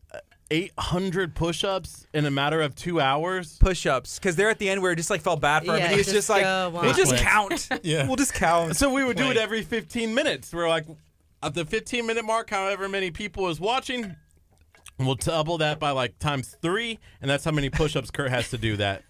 And I would do it. Yeah. And it would be awful, and I hated it. Yeah, it was. You're saying there's a funny. chance. Yeah, Kurt's about to be 31 years old and the best shape of his life. I am. Yeah. Round is a shape. Yeah. Congratulations. Round is a shape. Yeah. Oh, but you know the nice thing is I have 3 weeks to worry about it because I got 3 weeks before the end of the season 1, right? Yes. But we should start filming season 2. Stop. You know how this get it stuff going. works. Yeah. I would just show up and be like, bum, bum, bum. And that's The fine. Iron Den. Just throw 2 5s in your hand. You can do that for a minute, and then we'll move on to the next one. I promise Exactly. you. We'll get it going. We got 8 seconds. We're going to go on the FM right now and introduce you guys. Here we go. Good morning. This is KHEA Radio 99.5 FM. This is Kickstart. I'm Gardy. And I'm Kurt. It's 10:09 a.m. on a Friday, TGIF. Dude, it's Friday. Are you excited? Woo! It's Friday. So we had some Video fun. games tonight. Hey, there's nothing wrong with playing video games tonight. Right. What kind of games are you going to play? Video games, all of them. Speaking of video games, you used to do Wii Fit like back in the day, right? Oh, I used to do Wii Fit. I used to do the yoga every morning. That was back when I didn't have to go to work until, noon. But Oh, now that yeah. I work from like 8 until midnight. And slides. But hey, we have some guests in studio. We have the owners of the Iron Den. Bomb, bomb, bomb. We have Billy and we have Lauren Jones in studio hanging out with us. What's up, guys? How y'all doing? Good. We're doing great. Thanks for asking. I love the shirts. I need to buy one. Yeah. We have a few of them. But I would be intimidated, because there's the T-shirt version and then there's the tank top version. But what size shirt is that? 2X. Okay, yeah. See, I need a medium. I wore a shirt the other day.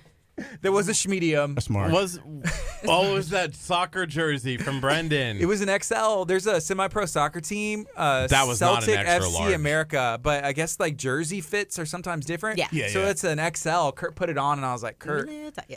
He's like, dude, we're the same size, and I was like, Kurt, give me that jersey. We are not quite the same size.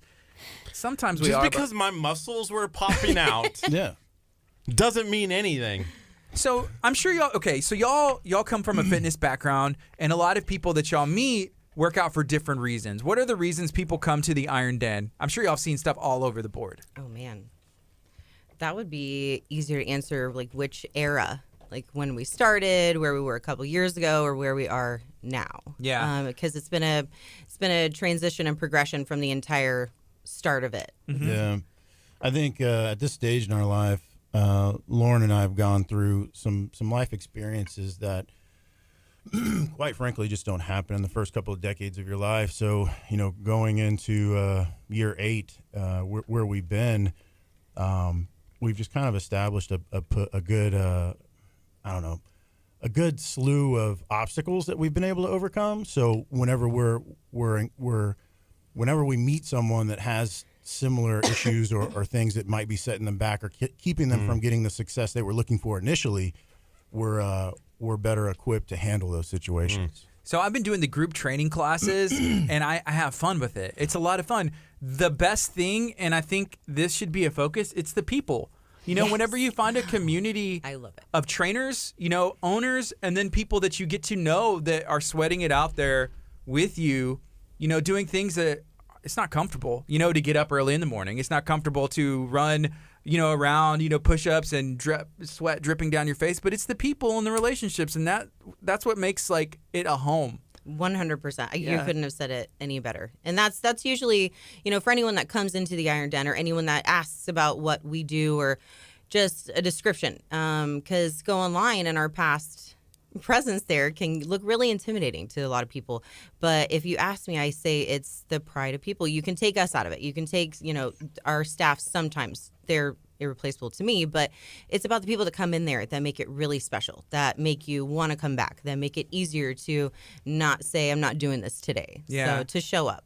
And it's all walks of life. The people, like, even this morning, and not necessarily, well, yeah, this morning as well, but I've been to classes where I've seen people that could maybe be like my mom, Right. you know, or even like my grandma Right. or something like that. straight And up. they're out there killing it. Killing And it. I'm That's the very crazy impressed. thing, though. Killing it. Exactly. Putting some younger folks to shame sometimes. Yeah. And that motivates me because I see them, you know, like, I don't know how old you are, but I would say that you're probably maybe in your 60s. Yeah, yeah. And they're out there on a Saturday morning or at 6:30 in the morning or 4:30 or 7 o'clock at night. I was there the other evening, and they're out there outworking me. And I'm Yeah. like, you know what? I want to be in the best shape of my life. I need to work harder. It's motivation. Right. For sure, man. To see the people, There you go. That's what it does. That's exactly what it does. you feel obligated, you know. But that being said, man, like it's just about Keep about going. Staying, 7. yeah. You did it. Kurt just did 7 push-ups in studio. On a Friday. You motivated me. I told you. Just saying there's a chance. Don't act like you're not impressed. It's okay, Kurt. It's a little one.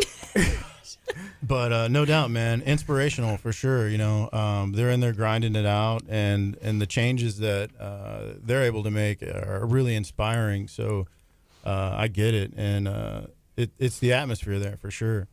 I saw a story and a post from the Iron Den on social media about a guy Yes. who I've been watching some of the updates that he's posted, and I'm going to make sure I get his name right.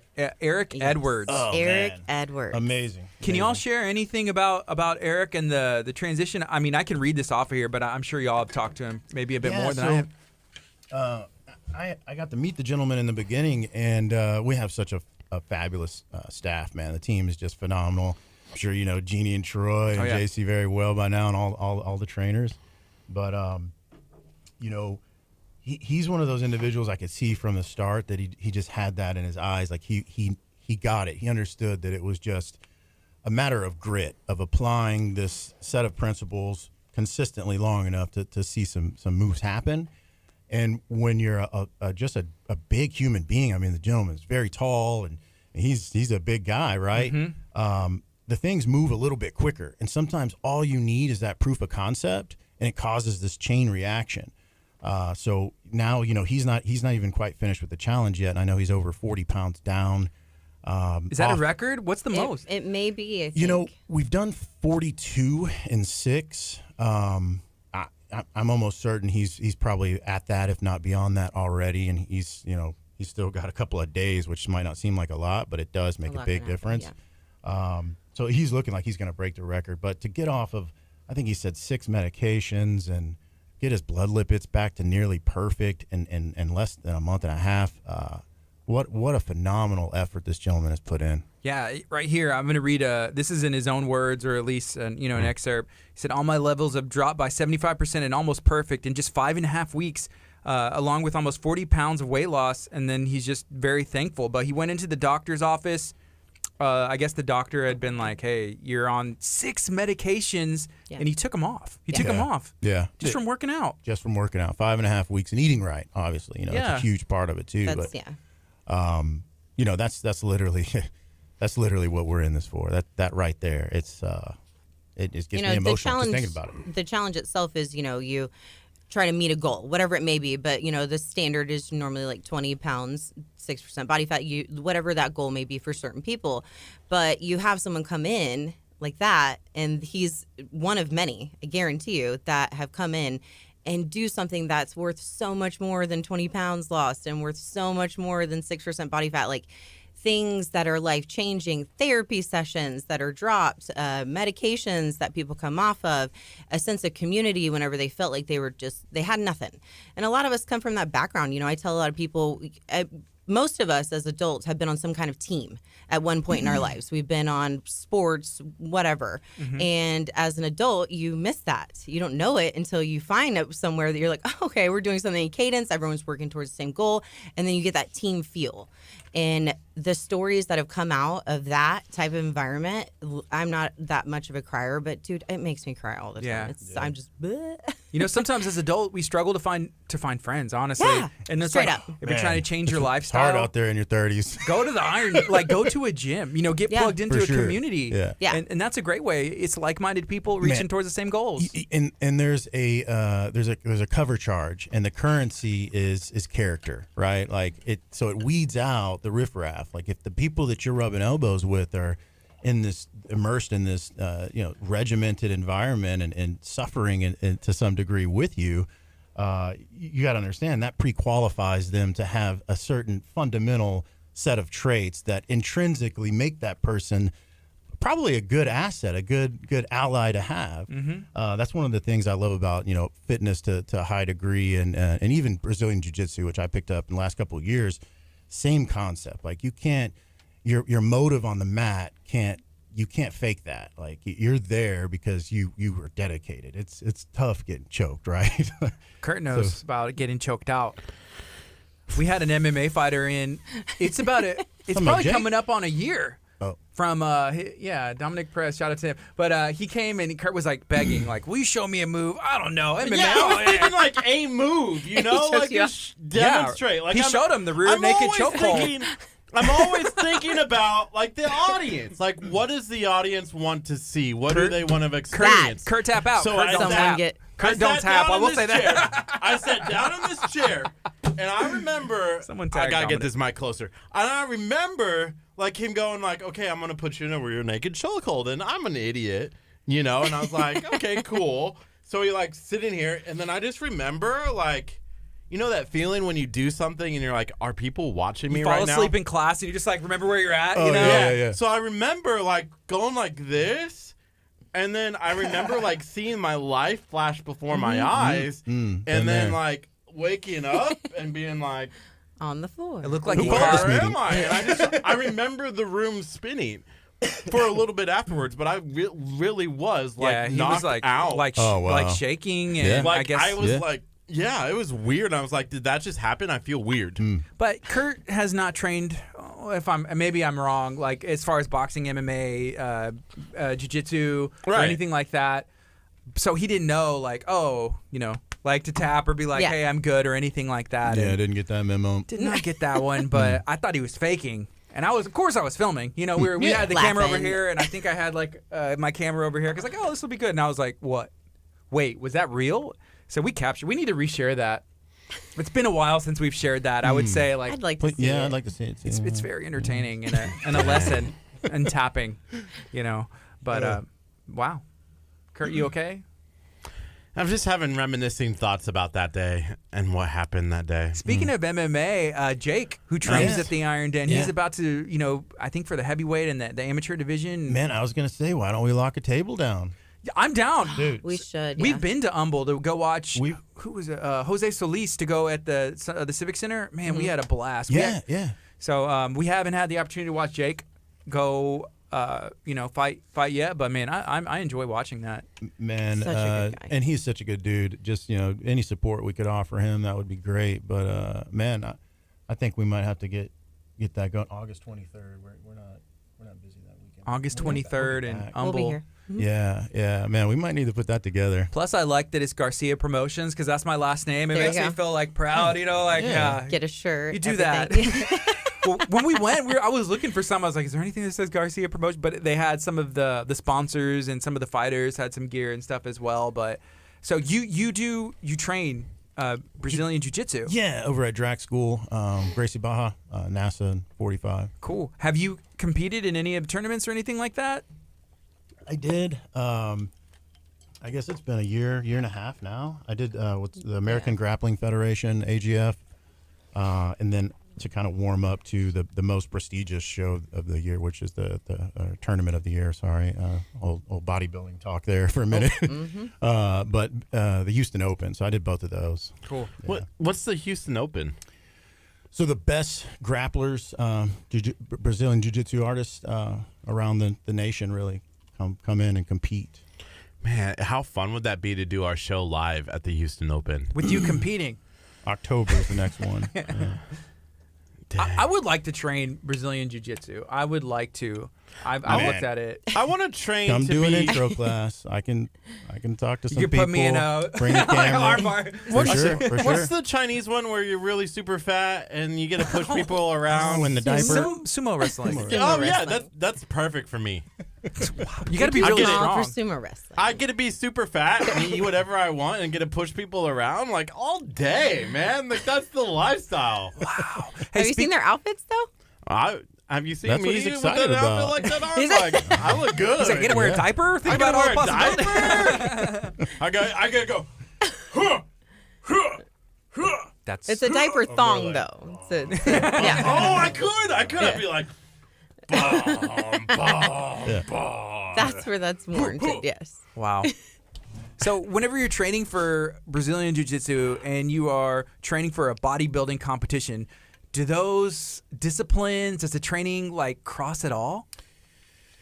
At the most fundamental level, yeah, in a way. I mean, the discipline required to get to sub 6% body fat is pretty much the same discipline required to do basically anything. It's grit. It comes down to being able to suffer through mundane stuff over and over again for delayed gratification.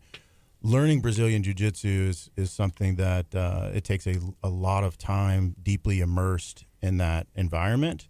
So it's kind of comparable there. But what I like about BJJ is the fact that once I'm off the mat, I'm off the mat. Mm-hmm. I can go eat a taco if, I don't need to worry about my weight for a competition or something. Whereas, bodybuilding, it's a religion. You're living it 24/7. And Huge difference in my eyes. Yeah, with you being the wife of a bodybuilder, what kind of support does that take? Because, he's doing a lot of work, but I assume you probably are doing a lot of work too, just to be able to, show support, make sure he stays on schedule, handle things, because it's all day. Yes. All Was it day. easy? No. Was it harder for who was it harder on? Honestly, I don't know. yeah. That's a toss-up. I mean, there was a couple of threats of like, you're going to get an extended stay hotel. Get out of here. And like, I throw some more fish in the oven. Like, it's just, if I had to boil down bodybuilding prep, it's just your house constantly smells like fish. Mm-hmm. You're dealing with someone who can't sometimes pick their own head up because they have to eat more food or do more cardio, and they're doing it alone for 90 seconds on stage. With jiu-jitsu, he goes there, he's with people on the mats, he's learning something with other people every single day, and then when he comes home and he gets to just kind of fine-tune stuff, it's not like he has to put in all these other sideline things. So once he competes, and it's all knowledge and it's all hard work. But man, the cardio, the lifting weights, the eating, there's a lot of stuff that goes into bodybuilding that we both had to. Yeah, and missing stuff. She missed weddings for very close friends because I had a competition. I still don't talk to her, and it really bothers me. Yeah, like there was just, there's a lot of sacrifices that were made, but it was so worth it. Like to see someone's dream, like literally, him and I were best friends long before we even were a thing, got together. So I always knew that weights and bodybuilding was a thing for him. And once we got together, it just kind of fell into place for him. So it was weird. Kevin Scheck-Snyder, however you say his name, he messaged me this morning and said that he talked to Mike, who was the gentleman that came up to me at 24 Hour and asked if I ever thought about bodybuilding and started the whole thing. And I woke up to that text today, and I haven't seen Mike in years, but it was that whole process. So, people didn't understand her missing that wedding. But at the same time, if none of those things had happened and she hadn't supported me and I didn't win my first show and second show and create the small little career that I had, it wouldn't have built the momentum that led to where we're at today. It ultimately wouldn't have. Yeah. So I know she sacrificed quite a bit. But How long have y'all been together? 10 years this year. Yeah. That y'all have been together? Together. And then how long Yeah. have you known each other? 20? 20-ish, yeah. So we were like best friends before. It's not 20, right? 7? You That's guys a look long like time. you're 26. Thank you. Man, Keep talking. Keep saying that. Yeah, Billy you just- especially. Definitely. yeah, no, I'll be 35 this year. So yeah, we You got were- together You were what, 17? 17 or 18 whenever we first met. That's cool. Yeah. Billy, Time are you flies. 35? 37. No, it's not 35. I'm 35. He's older than me. Who was interested in who first? Ooh. It's a tough one. That's a funny story. So, okay. So this is 10 years ago, and both of us recently got out of a relationship where we're both very good friends with each other. We always hung out. I was a bartender at several different bars in the Clear Lake area, so we drank a lot. That's another story. So we were always out and together in my bar, and we got off one night, and he was like, "Hey, we're meeting up at Big Texas." It was Big Texas, and I was supposed to meet him there. And so I texted him, and I was like, "Hey, buddy, I'm here." And he was like, "Oh, where you at?" And so I'm at the bar ordering a drink, and I'm leaned over the bar, and I guess he was standing at somewhere behind me. And he was with a friend of his, and I wasn't there for that part, but something. What happened? So she was leaning, elbow on the bar, behind sticking out. But I didn't know who this individual was. I just was admiring the perspective. You're like, that's my future wife. Yes, And damn then right. the person turns around and it's my I know friend, you. Lauren. Yeah, I no, know you. He was like, I'm here, and I turned around, and he was like, "Oh my God, I was just checking you out," and I was like, "Ew, buddy, that's so weird." So night goes on.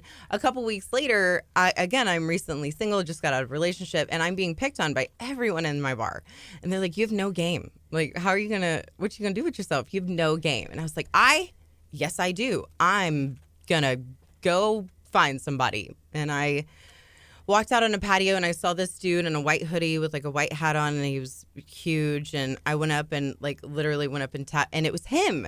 And this was like within like a week of each other. And I was like, "You gotta be kidding me! I was just coming out here to hit on you." And so I think like those two seeds were planted. Right. And then I got off work one night. He was like, "We're gonna go to Scout Bar. Let's go." That was our usual thing. And for the first, I always rode in a car with him, and he opened my door. And it was weird, and I was like, "This is weird. What's going on?" And Chivalry He's wasn't not dead. yeah, no, back. yeah, I love opening. I try with He does it Neil. for me, and yeah. I'm like, But Kurt, your buddy doing not it. like Well, I that. guess you do it for your buddies No. too. Okay, I'm like- now we're gonna and get then I into the old curtsy. conversation about the saying "love you." Kurt's like on the phone with me and like in front of his girl, and she doesn't like me. His girlfriend does, Oh, and she's no, like, she likes She you. loves him. she hates me. She Right. Oh my so she's gosh. like, Kurt's like, "I love you, bye," and I'm like, "All right," but that's why I think. That's an invaluable friend. Friends that say "I love you" when they get off the phone straight up, like most of my close friends, that is invaluable. My girlfriend looked at me and was like, "What was that?" She's And like, I was "Really?" Who you And I was talking like, to? That's why I it's a have this different- bat. People keep asking in case Naola comes to like attack me. No, no. But I was like, it's a different kind of love. I love you a different way. Like, and she's like, okay, it's funny. I just love Gardy more. Yeah, And we then- were on the phone the other day talking about it with Nail, and she's like, yeah, it was a little weird. And I was like, I'm so sorry. All right. Hey, so right now it's 10:30. We're talking to Lauren. We're talking to Billy. They are the owners of the Iron Den in League City, Texas. They have a lot going on. If you haven't checked out In the Den, it dropped this morning. That's the 3rd episode. There's going to be 6, and we're about halfway through. But season 2, featuring Curt Casper, is a real possibility if we can talk this guy into it, which I think talking you into it would be like episode 1. I think so. Yeah. Like, Yeah. that's preseason. We're probably like Yes. filming right now. This Probably. is it. We had a camera running. I feel like there's always a camera running on my life. The Yeah. Truman Show. It's the Casper Show. Yeah, it's very sad. I just look around. I'm like, where are the cameras? Right there. Yeah, Right they're there. here, I'm sure. Right there. Right there. Yeah, there's some. Hey, what's up, guys? Hey, How so you guys going doing? back and talking a bit about being the wife of someone who is, competing at the highest level in bodybuilding. So the 6-week challenge. My family, my wife, I have 2 kids. They aren't going to want to eat what I'm eating all the time, right? They're like, hey, let's get fast food. My wife doesn't want to eat what I'm eating all the time, and so I would see the struggle there, and I'm not competing on any level. I'm Right. just like trying to do this, hey, for myself to show myself I can do it. But that's a struggle. How It does that is. work? No, but you have to understand, like, as much of a struggle as you have, your kids are sitting there watching you do it. So I will speak on ripple effects all day long. Like, ripple effects are real, and whether or not you see them now and whether or not you see them later, they're coming. So even your wife seeing it and being against it, there's people that are, the wife of competitors, and they're like, no.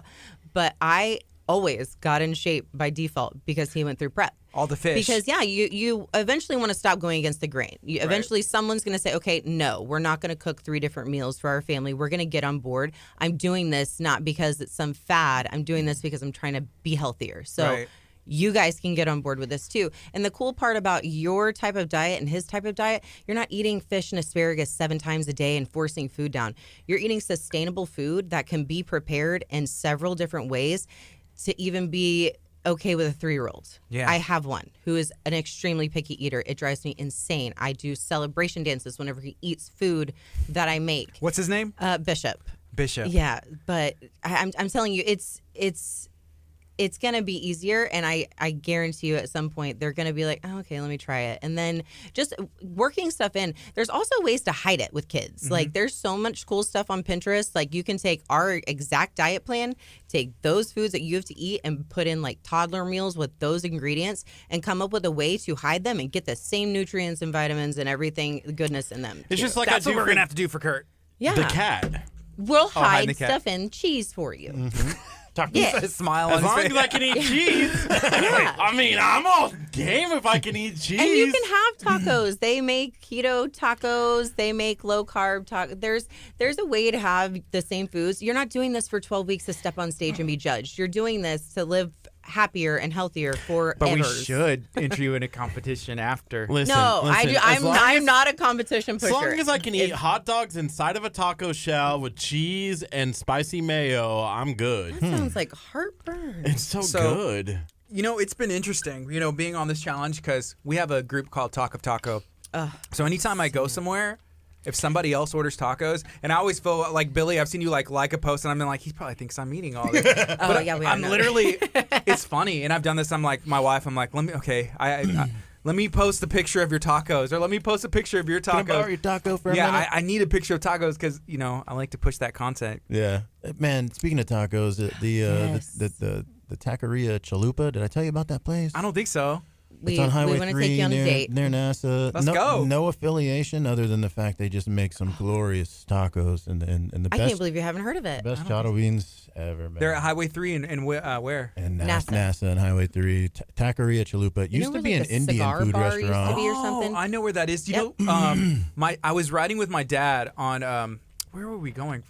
Well, so my grandma, she had some stuff, and so we were visiting her. She was at the hospital, and so we were heading south, and we passed that because there's like the hop, then there's like a strip. Yeah. Right. And then there's that place, and he was Right like, there. "Have you ever been there?" I said, "No." And there's a guy I used to work with. He said, "Man, he told me it was like legit." You Oh, have man. to go there. Yeah, apparently We're they gonna must go have there. moved into that building, and they've actually been around a little while because they've got a pretty good following and reviews and all that. But never not busy either. But they get you quick. They're good at Yeah. man. Glorious. They literally tell you we don't hurry around here. Yeah, they take their time. Yeah, Man, they tell you straight off the bat. So whenever you are not competing or training for that, do you still try and find that balance? Does it lean more one way than the other, or is it just like, eh? So, ultimately, where one of my weaknesses were, other than like hamstrings, was I was really good at doing something for even 20 weeks, right? Like I could prep for a show for 20 weeks. But after that, I found myself, I just couldn't commit to 52 weeks. And that's really where going to the next level, to ultimately higher to where I ended up, that's what it would required. So, kind of to put it in context, I competed at the USA's. To make weight, I had to get in at 225 and a quarter on stage. Buffets after the show. You're in Las Vegas. So many buffets. So I think one day we literally hit 3 buffets and ate at 2 little places in between those three meals, walking up and down the strip, having fun in Vegas. Really? By the time I got off the plane, I was 257 pounds. Wow. What? 32 pounds? Yeah.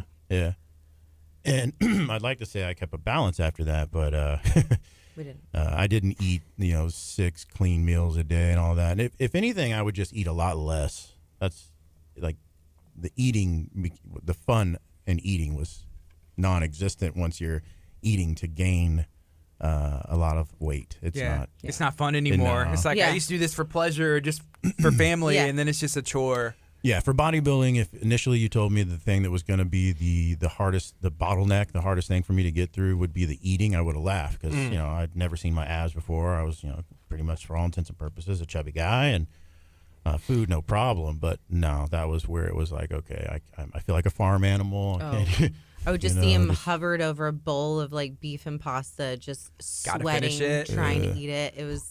He looked miserable at times. Kurt, I can't imagine that. Like just being like, I can't eat this anymore. It Man. happened. Because like as an American, as a good American, I feel like I'm supposed to overeat until I can't eat, and then I'm just like, oh, now I'm full, but I could eat more, Yeah.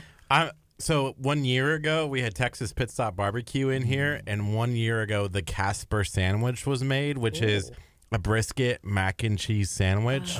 It's really good. And all I'm thinking about now is going and getting the Casper sandwich for lunch. Yeah. That's all I'm thinking then about trying right to- You're now. talking about Trying to fitness. stay He's awake. like, You're yeah. talking about fitness, I and want I'm that talking mac about and fitness, cheese. whole Casper sandwich in my mouth because that's all I can think about. There's no way I'm ever thinking about food. Yeah. Like I can't go without eating the Casper sandwich. Yeah. Like, why would you Eat want to one every hurt 2 me like hours. that? Like who hurt you? Yeah.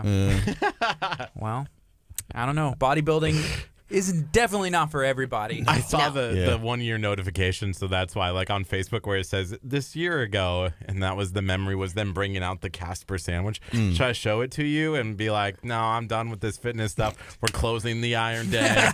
Like, let's go. Like, we're eating the Casper sandwich for now, forever. We'll keep it the Iron Den, but the den will be like where you sit and eat. An actual. Everything's in iron, like the seats. You even have like for clothes. There's like, well, we wanted to keep the iron theme, but iron forks for your food. Yeah. That's awesome. So, what are the plans for the Iron Den? I know there's some property. There may be some moving, new programs. What's going on? Oh man, good question. So it's funny. So tracing back the origins of the Iron Den, it really comes back to bodybuilding. I hate to come full circle, but it was the success that I ultimately saw in that realm that led to me amassing a pretty good group of clientele that I had been coaching. I'd been, meeting at gyms to work out with and emailing photos and programs. Eventually it got to the point to where I was driving more than an Uber driver, and I had 7 memberships, and I'd be in Pearland this time of the day, and Friendswood, and then League City. So it was like, man, let's find something that's, kind of centralized. It's right off of 45. And this way I can put hands on clients and I can, not have to drive so much and have so many different memberships. Well, it was that gave the people the opportunity to come check out pretty much the first warehouse gym in the area. And I didn't anticipate the gap to fill as far as where do you go other than a corporate gym being a thing. Yeah. But luckily it was, and being planted right in between 2 corporate gyms, it gave us the ability to continue to grow. So we actually evolved into a gym, but we're initially a coaching personal training studio.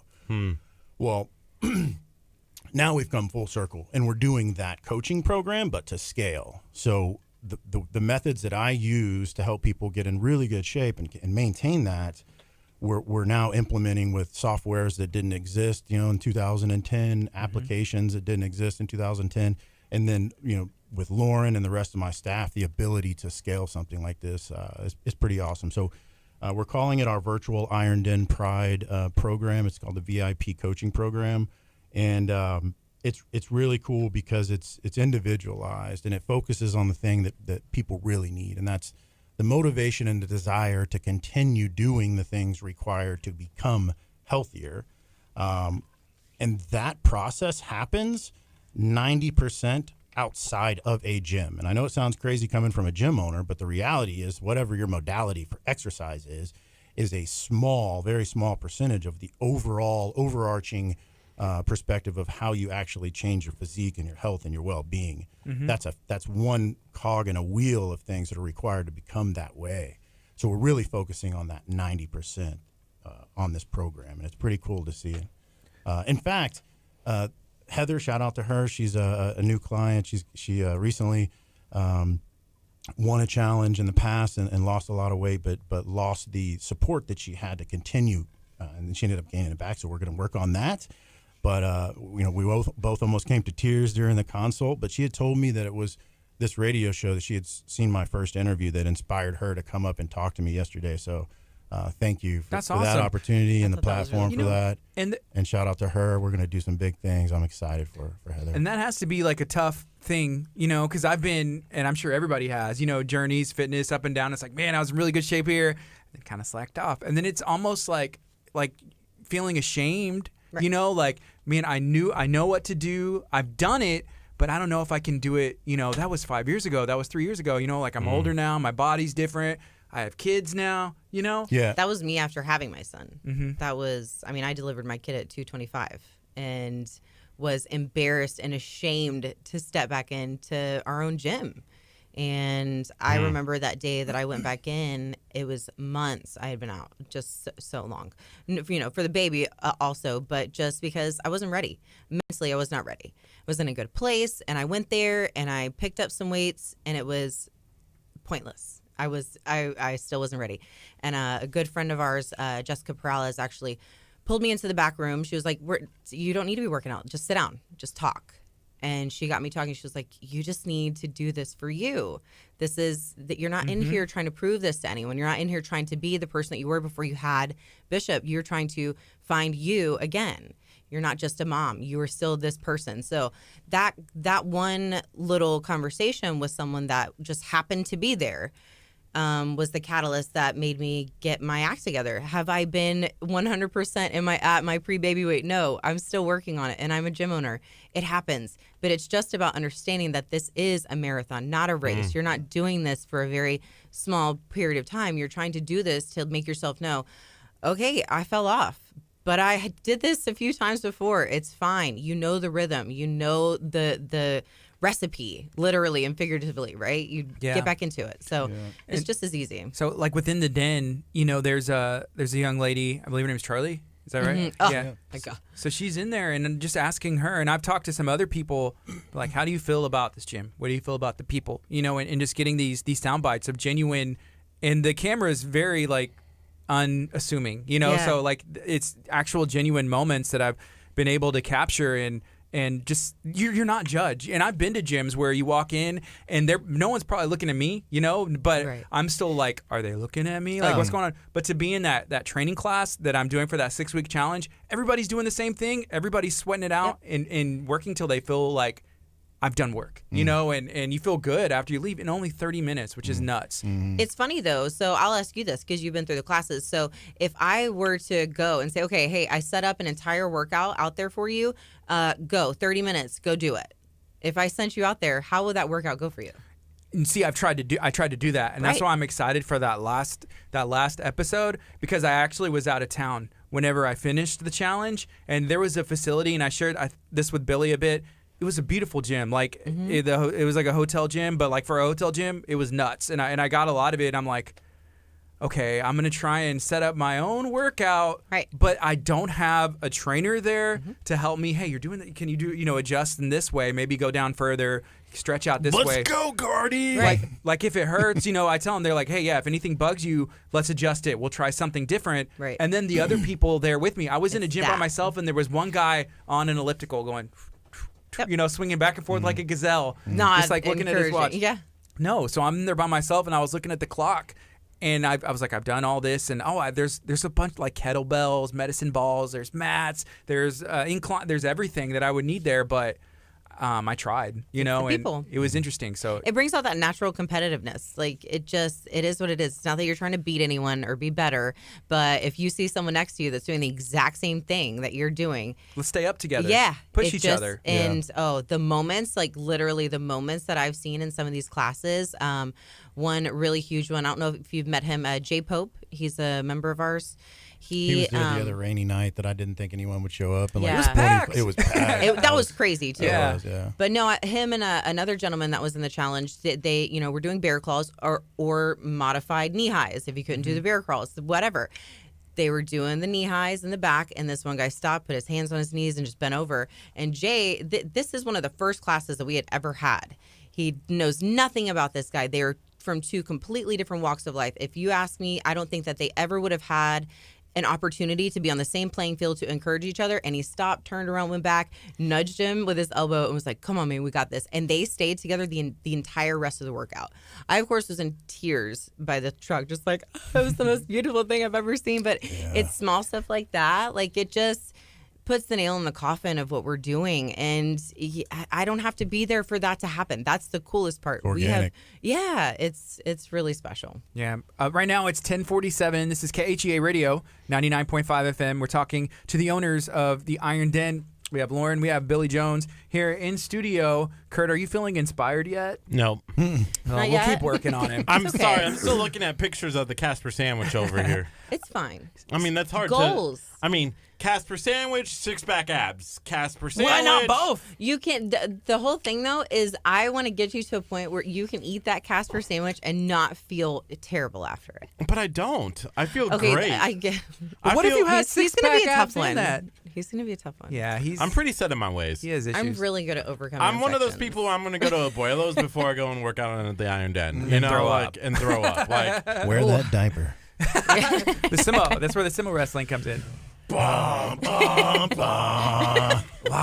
Hey, if you're watching on Facebook, feel free to share this video out. If you've been to the Iron Den, let me know in the comments if you haven't been yet and you're interested in checking out that 6-week challenge. I saw Nate Laws. He was on here and he said, "What's up, Billy and Lauren? Iron Love Den that Pride." guy. And I saw some of the Facebook like posts that y'all had put up, like, hey, what's up? Working out. They were funny. They caught your attention. Yeah. And I was like, man, I would like to go do that. And then I had Nate Laws. We were actually at a nail salon doing our show mobily from there, and we were talking about a wrestling show that he was going to be at. And he was like, "Yeah, I work out at the Iron Den." And I was like, "Dude, I need to get in there." I said, "I need to get in there." So then he kind of was that motivation to be like, "Hey, to reach out and Oh, try and wow, get with you okay. guys." So that was through Nate. Thanks, my Those dude. ripple effects. Thanks, I'm Nate. telling you. Shout out to Nate, man. Yeah. He's always been good, man. So right now I am on that 28-day like the shredder chain. Okay, yeah. So here's the issue I have: intermittent fasting. I've done some research and I've seen some mixed reviews about Bang Energy, which is a big part of my life. Every morning for the past, since forever, I've been drinking Bang since I found out about them. And it has some BCAAs, some branched chain amino acids in there. It has 0 calories. Do y'all have any advice? Like, does this break my fast? Is it like a deal breaker for me? Like, what do y'all think? Man, you're splitting hairs there. So, it depends on what what are you trying to get out of your fast? Like if you're trying to get cellular autophagy and you want this, this regeneration of stuff at a cellular level to happen. Here's what That's, I you want to can't get have out. that. Is what he's saying. But if you just want your composition in check, then by all means, man, like you're splitting hairs at that point. Okay. Yeah, because that's kind of what I read, and I've seen, and I know some people that are like very like hardcore on like keto, which I'm not doing keto, but No. they do intermittent fasting. They're like, you cannot have, and I was an actual like Bang Energy. It's a local group in Alvin that I'm a part of. We've had them in studio, and they're like, no, you can't have coffee, water, unsweetened tea. Right. Those are the things. And for me, like, I don't know. I just wanted to try something different, and intermittent fasting is different. I've never done it before, and it's been a challenge, but this has been a big help. Oh, for sure. Without some form of caffeine, a mild diuretic in a sense or appetite suppressant, it would get a little tough. But I would say that whoever said coffee's okay, if that's the case, then it's open season as far as calorie-free drinks, and from my opinion, because there's a lot of same things that happen in the liver. Coffee induces as well. Yeah. See, what I'm trying to get out of this is like, it would be cool to be jacked. I've never been like superhero jacked. That'd be awesome, right? But I just want to look like unassuming. And then like the one day I go swimming a year, I just take my shirt. Everybody's like, man, Gardy, that's cool. And I'm just like, well, you know, it's the Iron Den, and then that's it. You know, like that. I don't want anything crazy, but that's just the goal, right? That's Elder, you know what I'm talking about, Elder. Very attainable. So really you got to have the goals, right? You know, we hit 10,000 yesterday. Facebook likes. You always say 10,000, but like 10,000 what? Facebook likes. Okay, there you go. Like I feel like people understand. I don't. Okay, but now our next goal by September 1. Definitely not his fitness level. 10,000. 10,000. September 1st is 25,000. You know, like that's not a goal. You keep saying that. I want to hit 50,000. You keep saying by it too September low. 1st. Okay, 50,000. So we're gonna pick up 40,000 likes in the next month. No, we're not. We don't have a September goal, Kurt. We should discuss this off air. These are really good goals, so I'm excited for you. Right? I want us to have 50,000 Facebook likes in a year. So like a year from yesterday. So we hit 10,000. I think we in next year, like we could be at 50 if we get you to work out in the den too. Could potentially go viral and help us towards that goal. But if you're not willing to put the work in, I'm not shocked. But if you are, I'm proud of you. He works till midnight, he said. Leave the guy alone. Yeah, I work till midnight. 16-hour shifts. My math correct. 8 People days a don't week. understand. As a videographer and a guy who works, a bunch. Yeah. He stretches the truth like a lot. Okay, it's not maybe that's the only thing midnight. he stretches. It's not maybe midnight, but it's 11:30. All right, At least he is stretching, I guess, to be He's fair. just stretching something. Yeah. My hammy. Oh, he has a bad. And that's something good about the No, den. it's good now. Oh, it is? Choppa worked it out. Oh, well, I'm glad. See? And then taking your minerals, the Ligaplex. I thought you were taking that, like, you've had that issue since, like, high school. I know. And he fixed it? Yeah, with minerals and, like, chiropractic work. And hopes and dreams. And hopes and dreams. And sugar and spice and everything nice. Shaman? Positivity. Wow. So we have about 5 minutes left. Is there anything else y'all would like to share?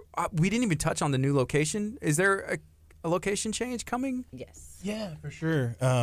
So the little strip of 270 between 96 and 646, we've got really the only commercial lot. There's like a big custom home that kind of sticks out like a sore thumb. We're just south of that. We're going to be moving there. It's all up to permitting and weather. That really determines what time we'll be in there, but I'm hoping before the year's end we'll be in there. That's awesome. So my son used to go, there's a CVS or a Walgreens, and then right next to it there's Children's Learning Adventure. And my son went there for like a year and a half before he was able to start school, and he really it's a nice facility. Yeah. It's a really cool spot. So I don't live far from there, and that's not far from y'all's current location. Right. And I feel like y'all are centrally located, like you said. Yeah. Highway 3 is awesome. Yes. With all the construction. I mean, 45 is going to be great too. Right. But like people from Texas City, Lamarck can come. Yeah. And then people from, like, I would say, Clear Lake down, you can come, and it's easy to get there. It's a straight shot. It really is. And, historically, we've had people drive as far as Lake Jackson, Conroe, Beaumont. I even, when we first opened, one of our first 2 members was actually, he lived in Austin, but he was here, I think, every other weekend is what it was. So he got a membership just for the 4 days out of the month. Which I thought was pretty cool, but yeah, it's 20 minutes from anywhere is what I like to say. Yeah. Yeah. I wish back in 2010 when y'all opened, I know y'all were focusing on different things, but if I would have been like working out and changing stuff, I had roommates, and then I've lived all over like this area, but like they would always try and get me to work out, and I'd be like, yeah, I'll go, but I didn't know what to do, and I was just like, maybe like the elliptical or just do something. Yeah. Hey, I'm here. I'm there for like an hour and a half, but I didn't really do anything. I did something, which is better than nothing, I guess. But to get plugged into a community like what y'all have now, I wish I would have done that 10 years ago. Yeah. But it doesn't hurt to start today. Start where you're at. That's the next best thing you can do. Absolutely. And I'm sure the bulk of people that come through feel the same way, and I wish I had met Lauren sooner and developed the discipline to start our whole journey together sooner, and at 19 instead of 29. But it's what can you do? It's all everything about happens for a reason. Yes. Timing. I mean, I'm actually glad in a sense that our build, because we were supposed to be in that location a few years ago, actually. And I think that everything that has happened up until now happened for a reason, and we needed to go through those time periods and those experiences to be where we're at now, to really have the best environment to give to people, because our members deserve it. Man, they deserve it.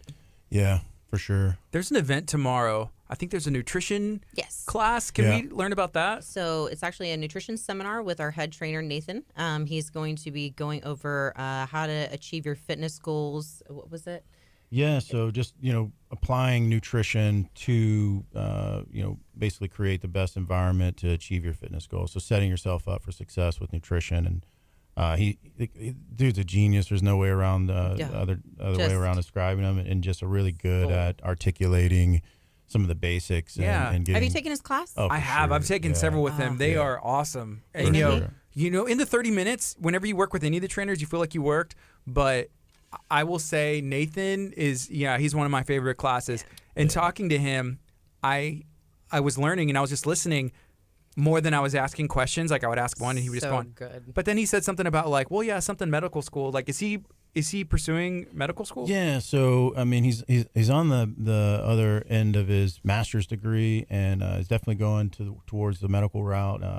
He's interested in like genetics and stuff that I really nerd out about. But so I don't really want to speculate on where he ultimately ends up. But he's definitely integrated into the den, and he wants to remain, even whatever his career takes. He wants to keep that That's cool. kind of symbiotic. Yeah. And that's really what I'm excited about, more so than even the new location, is the staff and the culture that we do have now. Yeah. With Lauren, Almost, and Dennis, and Shannon, a new trainer that we brought on, and Troy, Jeannie, JC. It's just we've got the best staff that we've ever had in the history, and to then move to a new location It feels right. Yeah. Right timing. it really It's good. does. Yeah.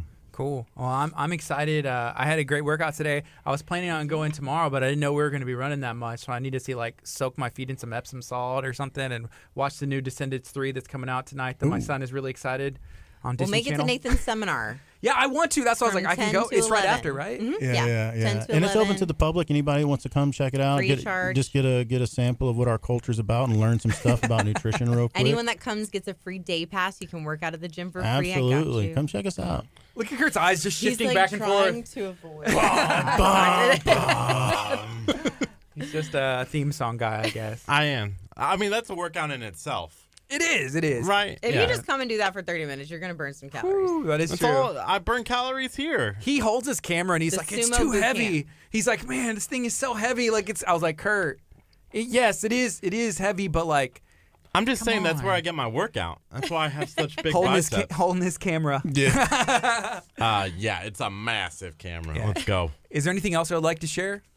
No, just thanks for doing all of this. The videos, Sure. just the way that you're capturing it, and you're doing it from your personal point of view, but you're also getting the other people in there. They're just, I wish that everyone could have their own video series of them. Yeah. But you sharing your story in theirs too, it means the world. There's a lot It's of really cool. barriers that, stigmas that the Iron Den has had to overcome, just because of its origins and bodybuilding and stuff that was a part of what we've been through. But You're a part of breaking those down. to have it's cool. a mole essentially and you being able to show what it's actually about, it's going to bring some barriers down that someone that needs to change their life will be able to come in and do so, because they're like, oh, okay, I am good there. That's cool. I appreciate that. Yeah, it's fun, and I enjoy it. I've met some friends, and the people are genuine. I've touched on that, and as the videos roll out, there's several different stories that I've captured, which are awesome. And to be able to share those is going to be really cool. And going into the series, I thought it was going to be one thing, and then talking to Kurt, at the end, I was just like, dude, it's the people and the stories and seeing the lives change and just seeing the stuff roll out. So it's kind of changed. For sure. Everything. That's Yeah. everything. So it's 11 o'clock. This has been Kickstart. It's Friday morning, KHEARadio.com. We're excited about... See, and you guys were worried. That's an hour, huh? That's crazy. It's like time I'm doesn't still exist. wondering about the No, bat. it's abstract. The bat? The bat. Intermittent Louisville's- fasting is easier in here. I will say that due to the time. So the bat, We got this in Kentucky not too long ago, and it has like KHEA on there, but it just feels good in my hands, and now I want to go to It's the your putt-putt. security bag. Yep. I have a security bag. Yeah, you know, like, What's in there? you know the animals that Don't get ask wrapped about in the red vest, and it doesn't matter whether they're like a Spanish mantis or a Rottweiler. You can wrap them in that vest, and they're good to go anywhere. They're cleared. Well, that's her my little bag. security. That's I wanted cool. to get her like an iguana. With one I of wanted those a red security vests. iguana. Get her a security iguana. You need a lion with the security lion just ironed in. Stuffed animal. Right. You probably don't need too much security whenever Billy's around, at least walking around in the ironed in tank. Yeah. Everyone's like, not messing with Yeah, that no. guy. BJJ. And Well, it's funny now that I'm bodybuilder. like 50 pounds smaller, but I'm probably way more equipped to actually handle a situation like that than when I was. Jiu-jitsu, yeah. Yeah, like He's less, not just I'm muscles. Now he's like, can literally tie you up in a pretzel. less Like- assuming, but way better equipped. That's Oh, I saw a video the other day where there was like a big guy, and there's a dude that put something on his back, and he can't get it. But then there's a guy, I will just say, let's say he put something on Kurt's back, and he's like, oh yeah, I just like grabbed it off, and then the big guy's like, I can't get it. So it was kind of I funny. actually had a moment like that the other day. I had an itch on my shoulder, and I could actually reach the back of my shoulder. I was like, "Oh my god, this is amazing!" I can get it. Normally he has to like rub on whatever's next Like to a him, bear. like a bear. Or something, yeah. Yeah. Oh, that's awesome. Bodybuilder problems. Hey Kurt, what do we got going on next week? We got a lot going on next week. We got some editing I know to do this afternoon. Editing. We got a couple videos coming out. We got Kelly's video dropping on Monday for Kelly's Country Cooking, located in Lamarck. It's our new Shine on Lamarck that's dropping next week on Monday. So this has been Kickstart. Stay tuned. Be blessed. Have a good day. Do something positive. Spread some positivity. Feel free to still share this video out because it's going to keep rolling. People are going to learn about the Iron Den and learn about Reggie and stay recruited, how you can help make a difference in these young kids who are athletes. You know, stress the importance of networking and education. This is KHEA Radio, 99.5 FM. KHEA. All right, Facebook. See you guys. Bye.